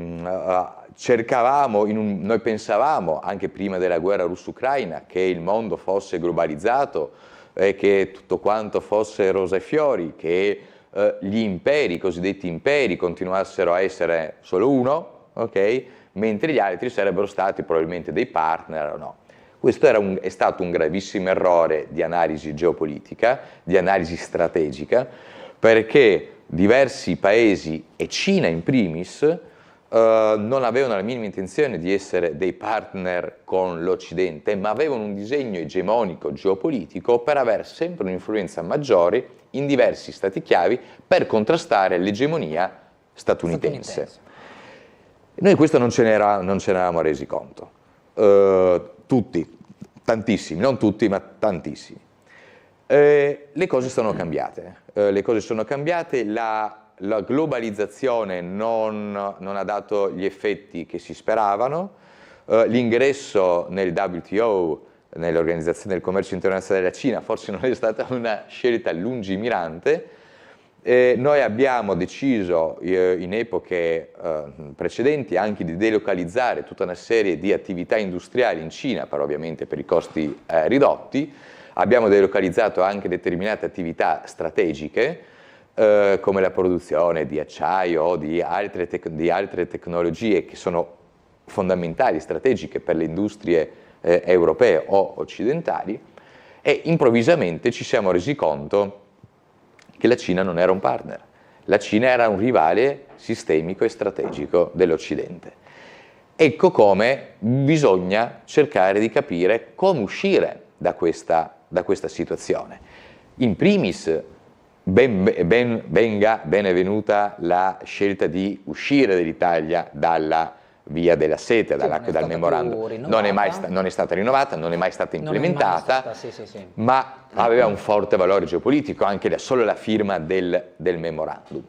Però è ovvio che un conto, perché ovviamente la via della seta, come dicevamo prima, era un progetto geopolitico egemonico di Pechino, cioè per l'acquisto di influenza in Europa e nell'Occidente. Però un conto sono gli accordi geopolitici, un altro conto sono gli accordi commerciali. È difficile dire all'industriale o al piccolo medio imprenditore che con la Cina magari anche ci vive, bisogna smettere di commerciare con la Cina. Certo. No, è un mercato importante, per cui bisogna stare attenti. Bisogna ridurre la dipendenza con la Cina, e questo come si fa? Anche diversificando i mercati. E in questo momento, tra i diversi stati che stanno emergendo come ponte tra l'Occidente, il cosiddetto Global South, o comunque con una postura molto anche più vicina, molto più aperta all'Occidente, c'è sicuramente l'India di Modi. l'India di Modi 1,4 miliardi di persone, relazioni storiche anche con l'Europa. Pensa che l'altro giorno hanno aperto un porto a Viniziela, un porto in India, dove erano stati trovati delle monete, delle antiche monete romane, segno dei commerci storici millenari tra noi, tra Italia e Europa e l'India. E attraverso tutta una serie di ragionamenti fatti da diversi think tank statunitensi e indiani, si è cercato di capire come, da un lato, diversificare il commercio con l'Indo-Pacifico, per cui cercando non solo di andare ad attaccare la Cina come rivale tout court, ma diversificando, riducendo ovviamente il rischio. E come anche diversificare la rotta commerciale, perché non è anche là un segreto, se ne è parlato anche molto, la questione del canale di Suez, del Mar Rosso, per cui sono colli di bottiglia che, qualora dovessero essere interrotti, creano un danno.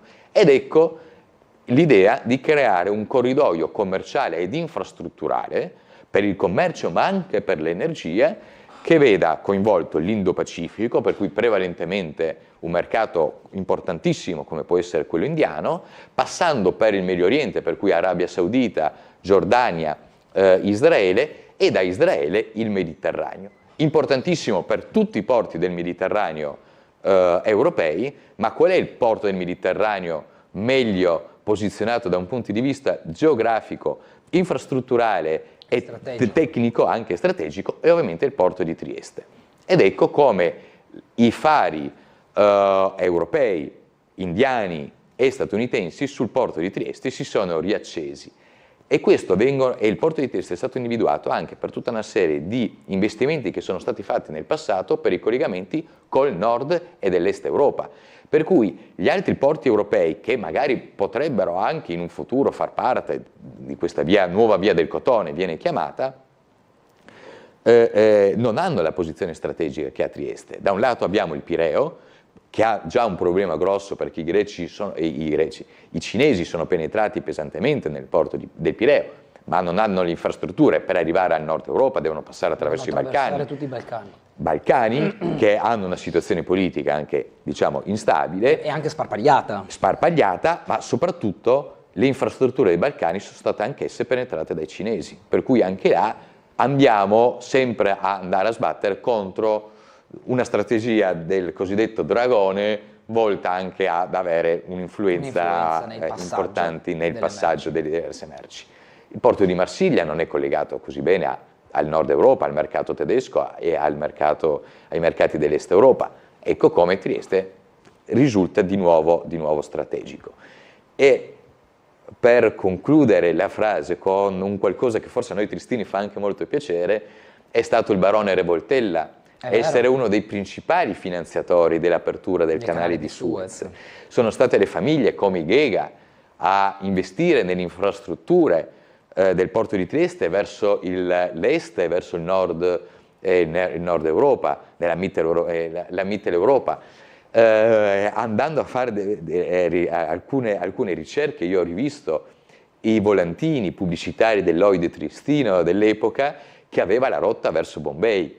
Ecco come io sto vedendo questa opportunità della via del cotone come una nuova era dell'oro per Trieste, proprio per riportarla al centro dell'Europa, non solo a parole, non solo per magari una campagna elettorale, ma effettivamente per creare quell'indotto e per spingere una città che sta già vivendo un momento molto buono, con determinate problematiche sicuramente, però c'è un potenziale enorme.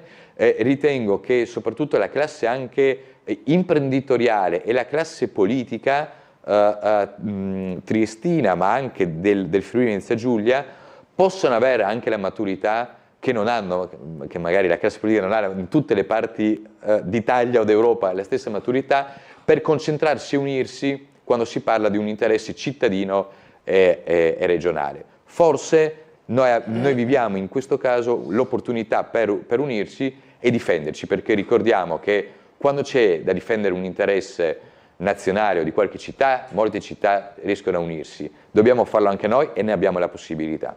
Dobbiamo andare in pubblicità, dovevamo andare in pubblicità già qualche minuto fa, quindi breve pausa e ci vediamo tra poco.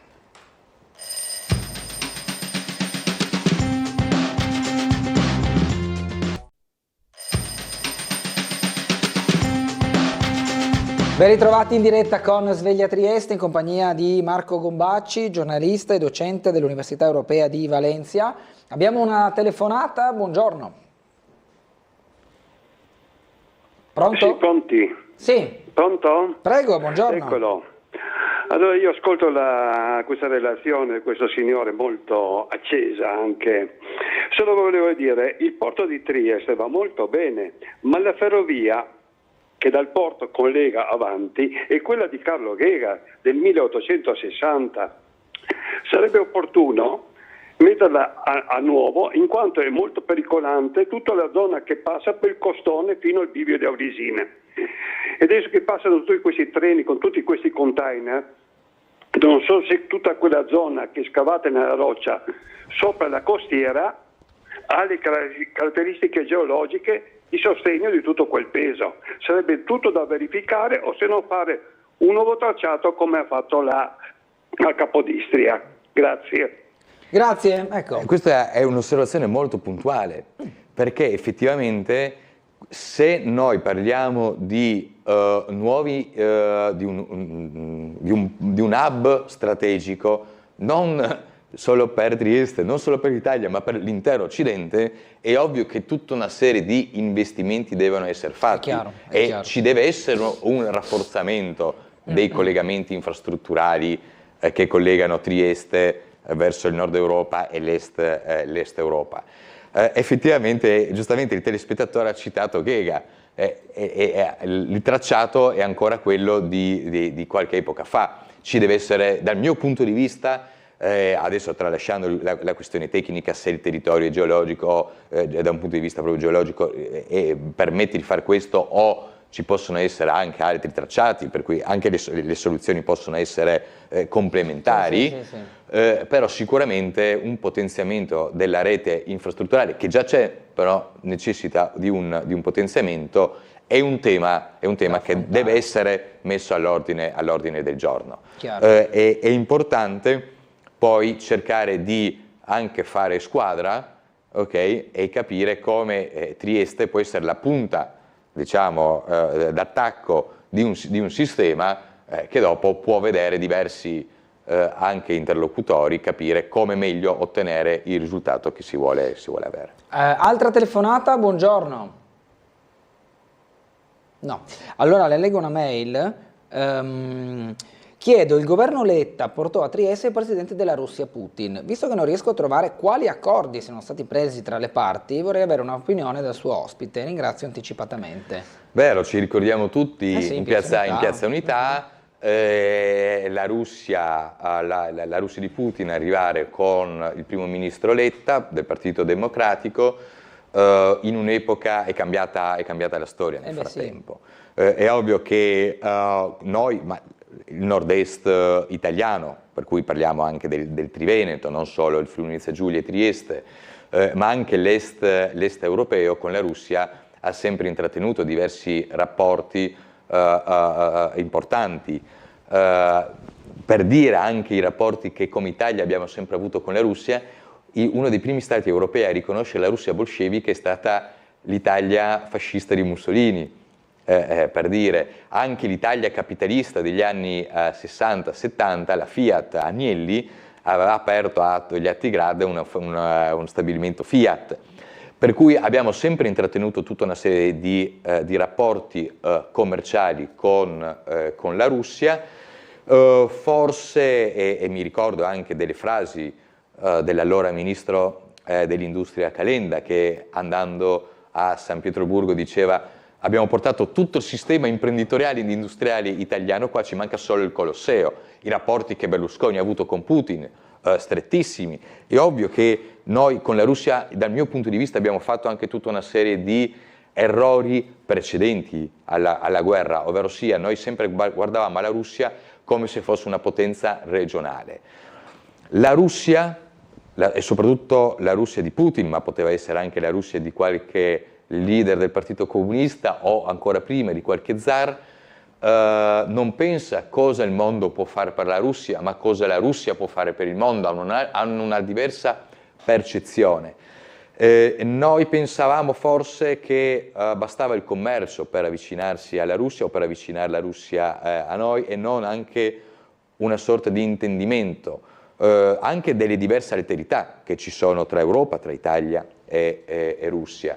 Ti faccio solo un cenno storico breve che però è divertente. Fino a Pietro il Grande e per il carnevale russo i russi si vestivano da europei, e mentre durante il resto dell'anno avevano i vestiti tipici ancora russi, dei rus proprio. Mentre Pietro il Grande cambiò e disse noi non ci dobbiamo vestire più all'occidentale durante tutto l'anno e a carnevale ci mettiamo i vestiti russi. Per cui c'è sempre stata una sorta di alterità con la Russia, con degli errori da entrambi i lati. Anche dal 2014 in poi c'è stato un conflitto sempre crescente tra Europa, tra Occidente, Stati Uniti e Russia. Alcune amministrazioni, diciamo, non hanno aiutato a sopire determinate tensioni e l'Ucraina nel 2014 nell'esempio lampante di come si è voluto congelare una determinata situazione e non risolverla e l'abbiamo vista. Certo è che dal 24 febbraio del 2022 è cambiato tutto. Nel momento in cui tu invadi territorialmente un altro Stato, cambia tutto, ti metti immediatamente dalla parte del torto e cambi tutti gli equilibri. Ma ha cambiato la storia quell'invasione. Ha cambiato la storia perché se noi pensavamo anche a determinati paesi, la Germania si era messa totalmente nelle mani della Russia per quanto riguarda l'approvvigionamento energetico, l'Italia non totalmente ma buona parte, avevamo il 40% di approvvigionamento energetico che veniva dalla Russia. Ci siamo resi conto che dobbiamo diversificare, abbiamo detto prima dobbiamo diversificare dal punto di vista delle rotte commerciali e ci siamo resi conto che dovevamo diversificare ancora prima per quanto riguardava l'approvvigionamento energetico. Per tornare alla domanda della telespettatrice, si trattava di tutta una serie di accordi che parlavano di tutta una serie di una quantità, adesso non mi ricordo, ma di decine di miliardi di euro che agevolassero determinati investimenti russi in Italia e italiani in Russia, soprattutto per quanto riguarda l'export italiano in Russia. Tutto il mobile, i beni di lusso, pensiamo, per cui erano la moda, settori molto importanti che creano un indotto importante e importante in Italia. Certo che con determinate mosse, anche per sopperire a determinate problematiche interne, la Russia si è messa in una determinata situazione per la quale adesso sarà difficile ritornare ovviamente nella situazione, anche con una pace. Poi magari, una possibile pace in Ucraina. Esatto, poi magari ne parliamo su quelli che sono gli scenari. Allora, abbiamo una telefonata, dovremmo andare in pubblicità. Sentiamo che è in linea. Buongiorno. Sì, buongiorno, sono Maria. Prego. E niente, io volevo capire, tornavo al 25 di aprile della liberazione e nella risiera che è stato fatto, ma cosa c'entra? La liberazione è liberazione e la commemorazione è commemorazione del 27 gennaio che si fa di solito. Non capisco questo, commemorazione e liberazione. Liberazione è un giorno di festa per tutti, perché tutti sono stati liberati per quanto riguarda questo. Poi, per quanto riguarda, come prima Medao ha detto, i ragazzi falsi, minorenni, è sempre tutto complicato, ma c'è la legge Martelli che dice che appunto vengono qui chi ha voglia di lavorare, chi da un consolato a un altro dello Stato a noi, che venga con un lavoro, o se no se li bloccano, se li portano a casa, insomma. Non capisco tutte queste difficoltà che ci sono, lì c'è un problema, lì è complicato, cos'è complicato? Non capisco e vorrei capire in realtà cos'è complicato, visto che stiamo subendo parecchie offese da parte di tutti. E stiamo qui buoni noi, popolo sovrano, non facciamo niente. Non facciamo niente noi. Ecco, questo volevo capire, cosa si può fare noi, popolo sovrano, cosa dobbiamo fare? Armarci, andare in piazza? No, è un caos. Questo vorrei che mi rispondesse magari il signore qua che sa parecchie cose. Va bene? Grazie. Grazie. Beh, Gubacci, non volevo trascinarla ovviamente in una questione politica che ha animato i giorni attorno al 25 aprile. No, ho seguito ovviamente tutte le polemiche di tutti gli argomenti toccati dalla telespettatrice. Adesso senza entrare, non voglio aprire la polemica, solo per segnalare come le vicende del confine orientale italiano in quegli anni sono particolarmente complesse, per cui anche festeggiare la liberazione, ma anche commemorare, perché Trieste con la risiera di San Sabba ha vissuto un periodo ancora più complicato rispetto anche ad altre parti, magari anche a altre parti d'Italia, per cui ricordare cosa è successo fa sempre bene anche per le future generazioni, perché magari noi lo sappiamo perché abbiamo parlato con i nostri nonni che hanno vissuto con l'altro, probabilmente i nostri figli sarà sempre importante ricordare cosa è successo e l'importanza anche dei valori come la libertà, eccetera.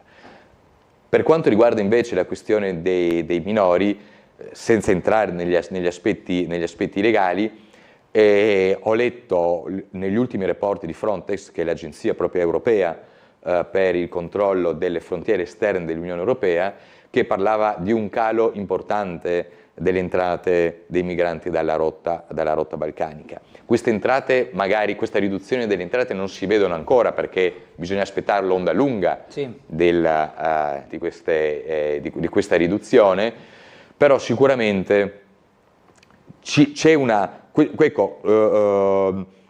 sensibilità diversa a Bruxelles sul tema migratorio, mentre anni fa, ma anche un anno fa, non occorre andare troppo indietro, c'era sempre un qualcosa da dire, stiamo vivendo un momento di crisi, è necessario continuare a tenere le porte aperte, eccetera. Adesso anche nella leadership europea hanno messo come priorità la difesa delle frontiere esterne dell'Unione Europea. Questo in cosa si concretizza? In tutta una serie di riconoscimenti che questa Commissione Europea ha fatto anche al governo italiano per dire in maniera più o meno chiara che le politiche di esternalizzazione, diciamo, della sicurezza delle frontiere, ad esempio caso Albania, del centro dei migranti da mettere in Albania, magari non in toto, magari non con la stessa struttura legale, ma l'idea può essere presa in considerazione anche dall'Unione Europea per creare degli hub di migranti fuori dai confini europei, dove trasferire le persone che sono già entrate ma devono essere espulse, e non è poco, perché noi ci troviamo anche per eventi di cronaca dei crimini compiuti da persone che avevano già il foglio di via, per cui già questo, riuscire a espellere o comunque a espellere dal territorio nazionale questa serie di migranti irregolari è già un passo in avanti, e in un secondo momento anche il fatto di creare dei centri che ovviamente dal punto di vista dei diritti umani devono avere determinate garanzie, non si possono trasformare in lager, però per vagliare determinate richieste di entrata, perché giustamente chi scappa dalle guerre, chi ha diritto all'asilo, ha il diritto ad entrare, e ci devono essere delle strutture anche sui territori nazionali che possano accogliere queste persone, anche per evitare che finiscano nelle mani sbagliate, e questo è importantissimo. Dall'altro lato non abbiamo più la capacità di aprire indiscriminatamente i confini, anche per una questione di tenuta sociale. Elezioni in Germania, l'AfD ha fatto il risultato che ha fatto, anche perché con le politiche della Merkel di accogliere 1 milione di siriani, che sono stati anche molti di più, senza avere delle strutture, senza riuscire a anche selezionare, perché c'era anche nella vulgata popolare, ma loro prendono gli ingegneri. No, non hanno preso gli ingegneri e hanno dei problemi politici e sociali molto, molto importanti in Germania. Per cui ci può essere una migrazione regolare, ci sono le regole molto chiare e queste regole devono essere rispettate. Certo. Pubblicità, siamo in ritardo nuovamente, a tra poco.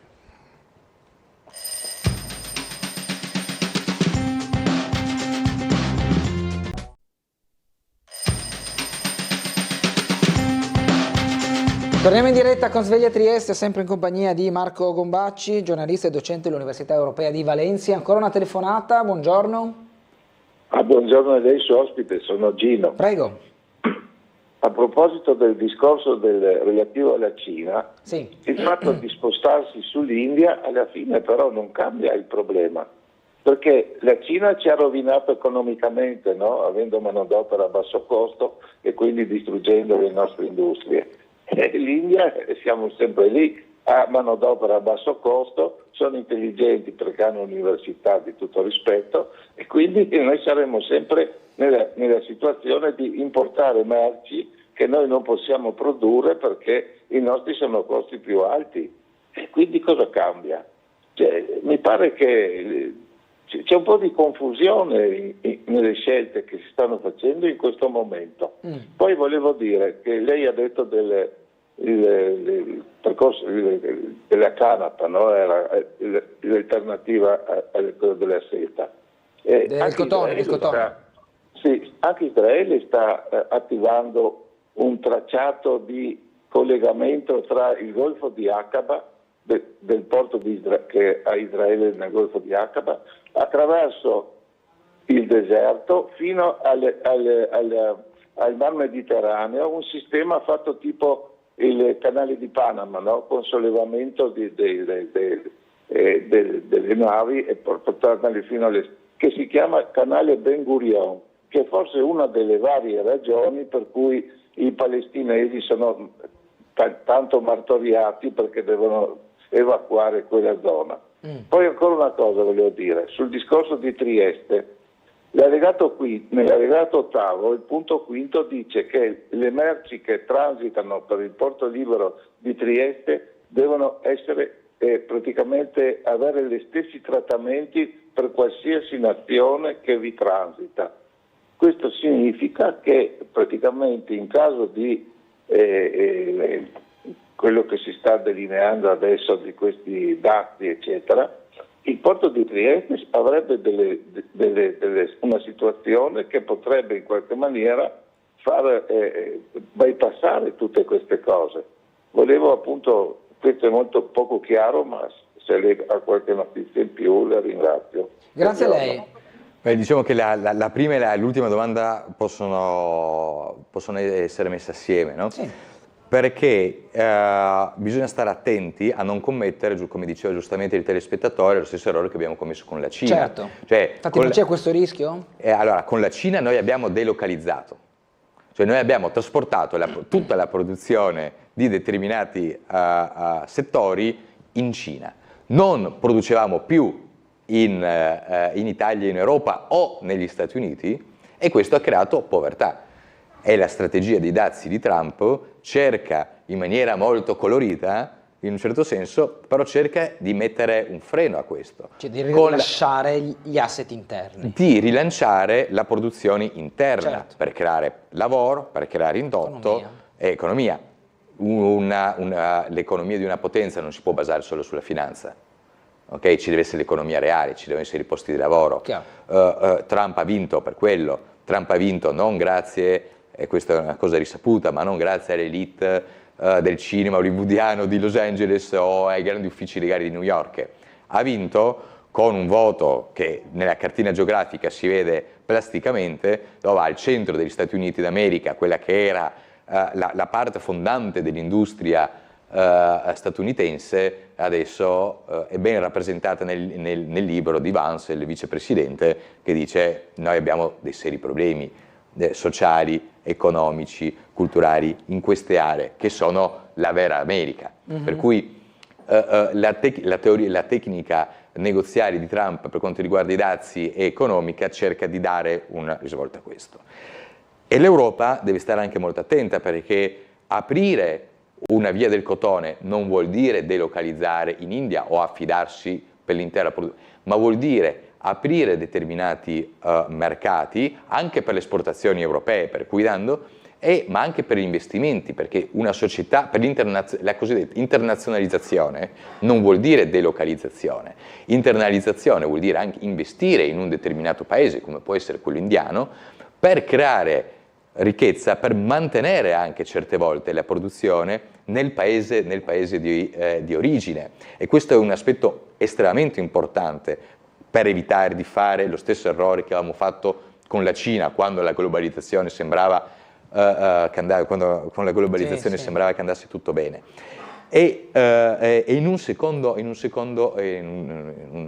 ragionamento bisogna anche ricordare che mentre l'India può avere una produzione di determinate cose che noi non possiamo produrre, ma perché semplicemente non le possiamo da un punto di vista tecnico disporre, attraverso la via del cotone, che anche a seconda di diversi accordi o diverse negoziazioni, anche bilaterali o multilaterali, che stanno venendo fatto, vuole essere un accordo tra pari, tra partner pari, per cui India, Arabia Saudita, Giordania, Israele, paesi europei, Italia, Francia, Grecia e Stati Uniti, ovviamente come osservatori attenti e principali, mentre la Cina, con la via della seta, era un progetto egemonico di Pechino, per cui c'era la richiesta esplicita di Pechino di sottostare a determinate clausole di Pechino. E ricordiamo come tutta una serie di imprese o anche di investitori cinesi che hanno investito o vogliono investire in Europa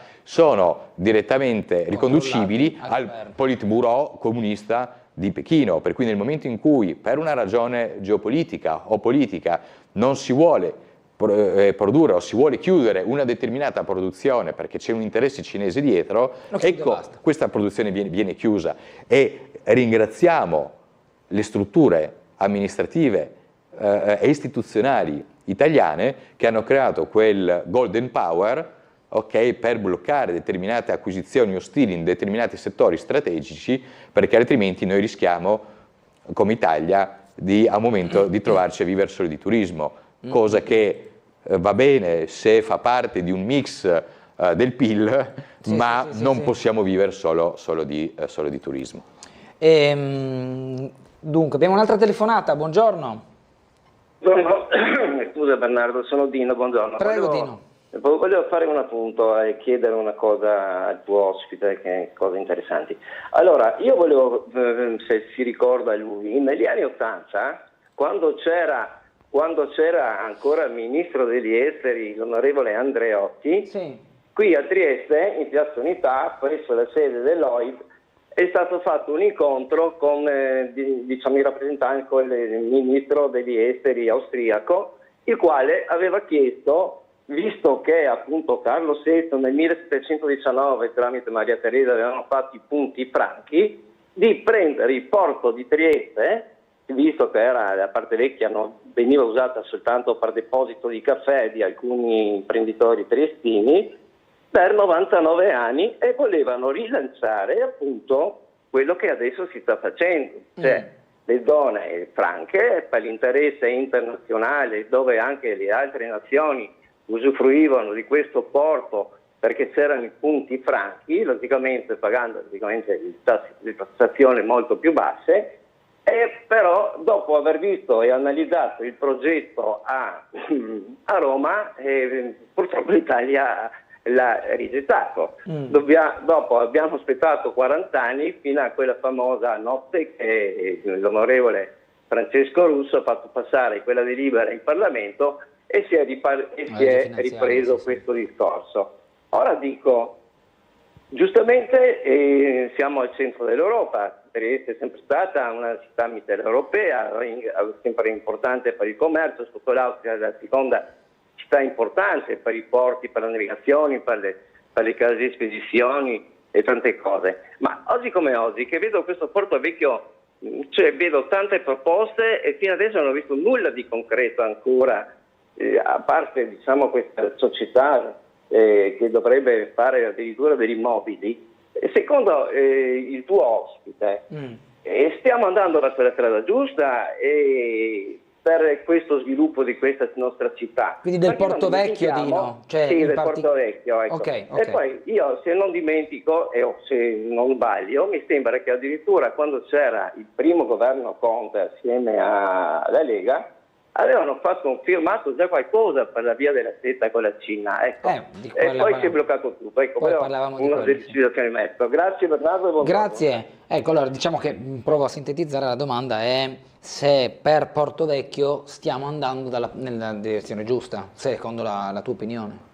Allora, non sono un esperto in urbanistica, per cui non so dire, però quello che posso dire dalla mia esperienza anche ho la fortuna di aver viaggiato in diverse parti del mondo, in Europa, eccetera.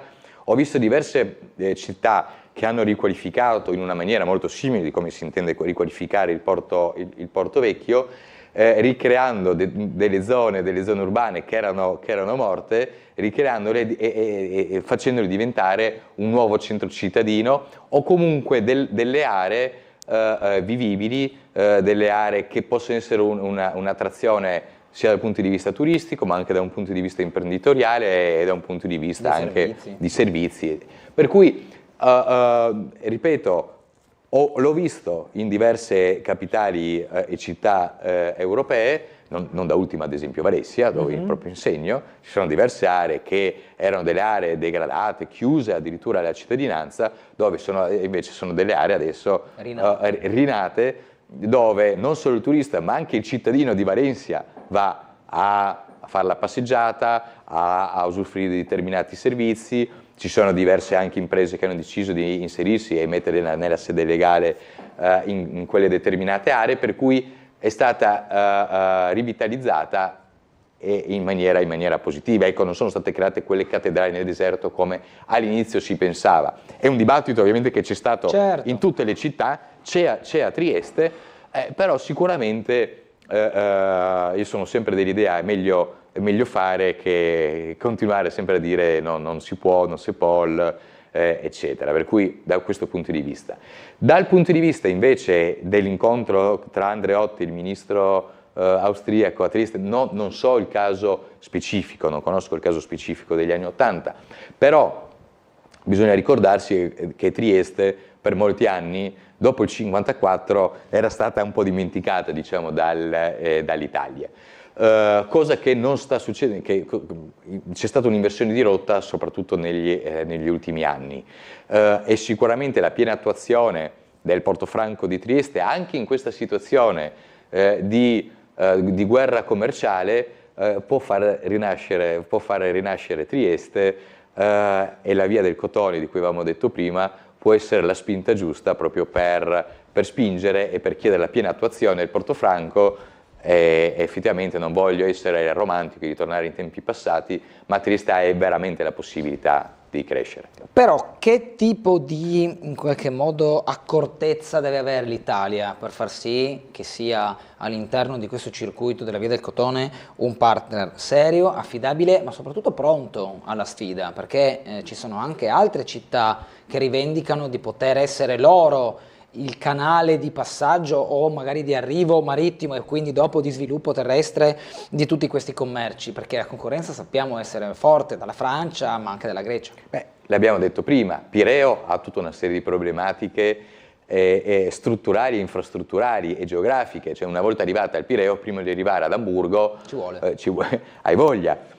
Se arrivi a Marsiglia, che è un porto molto importante, ma Marsiglia serve prevalentemente l'Europa occidentale, per cui se noi puntiamo a essere il perno logistico per il nord Europa e per l'Europa dell'Est, anche va bene. A livello italiano, okay, per dirti, se determinati merci devono arrivare in Italia, allora a quel punto là ci può essere, il porto di Genova è estremamente ben connesso con il resto d'Italia, il porto di Genova è quello che serve l'Italia. Noi serviamo il nord Europa e il centro-est europeo, per cui se noi riusciamo a metterci in quel determinato settore non abbiamo concorrenti. Neanche la Slovenia?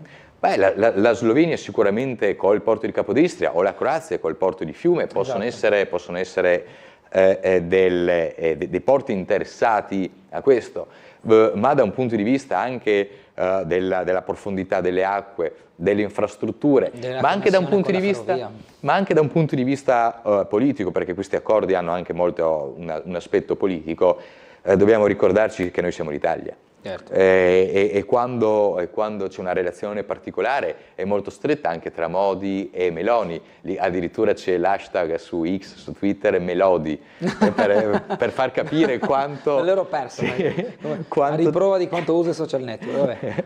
Quanto cercano, quanto sono considerati anche come due persone che dialogano tanto, ecco che come Italia possiamo far pesare il fatto di essere proprio l'Italia. In 2 minuti, accordi sulla fine della guerra russo-ucraina, poi ci sarebbe tutto il capitolo medio orientale, ma abbiamo poco tempo. Si può raggiungere finalmente questa pace o almeno il cessate il fuoco, oppure ogni giorno dobbiamo assistere a trascinamenti di un accordo che non arriva? Allora, le trattative e le negoziazioni per raggiungere almeno a una tregua o alla pace sono sempre particolarmente complicate, perché basta una scintilla per far scoppiare di nuovo un caso. Ma anche durante le negoziazioni entrambe le parti cercano di ottenere più vittorie possibili, perché nel momento in cui si fermano i combattimenti è estremamente complicato spostare di nuovo dei territori che sono stati conquistati. Per cui questo è il primo aspetto. Trump ieri ha detto una cosa estremamente realistica, ha detto c'è tanto odio tra Zelensky e Putin che una pace sembra particolarmente difficile. È detta da chi diceva che avrebbe raggiunto la pace in 24 ore, fa pensare di quanto sia effettivamente complicata, ma l'aspetto che è più interessante è forse l'accordo sulle terre rare in Ucraina, che da un lato ci ricorda la strategicità delle materie prime, delle materie critiche e delle terre rare che non è che ci sono tantissime terre rare in Ucraina, ci sono tanti materiali critici che servono per determinati settori industriali strategici occidentali, ma per un altro aspetto di questo accordo, perché questo vorrebbe dire che imprese statunitensi diventeranno attive nel mercato e sul territorio ucraino, e quando ci sono imprese statunitensi fuori dagli Stati Uniti, gli Stati Uniti le difendono. Per cui questo vuol dire che una controparte, prima di attaccare quel determinato territorio dove opera un'impresa statunitense, ci pensa 2 volte. Per cui questo già fa capire che ci sono tutta una serie di avanzamenti per raggiungere, se non la pace, una pace duratura, almeno una tregua, e far continuare le negoziazioni per raggiungere una pace, che non può essere solo un congelamento del conflitto, perché altrimenti il problema ce lo ritroviamo non dopodomani, ma fra 10 anni. Sì. Esatto. Grazie a Marco Gombacci, grazie sempre a voi. Un piacere. Buona giornata a tutti. Anche per trattare argomenti diversi, spero che sia stato anche di gradimento del nostro pubblico. Ci si vede domani mattina, ci sarà Laura Buccarella in vostra compagnia a partire dalle 7 con Sveglia Trieste. Arrivederci.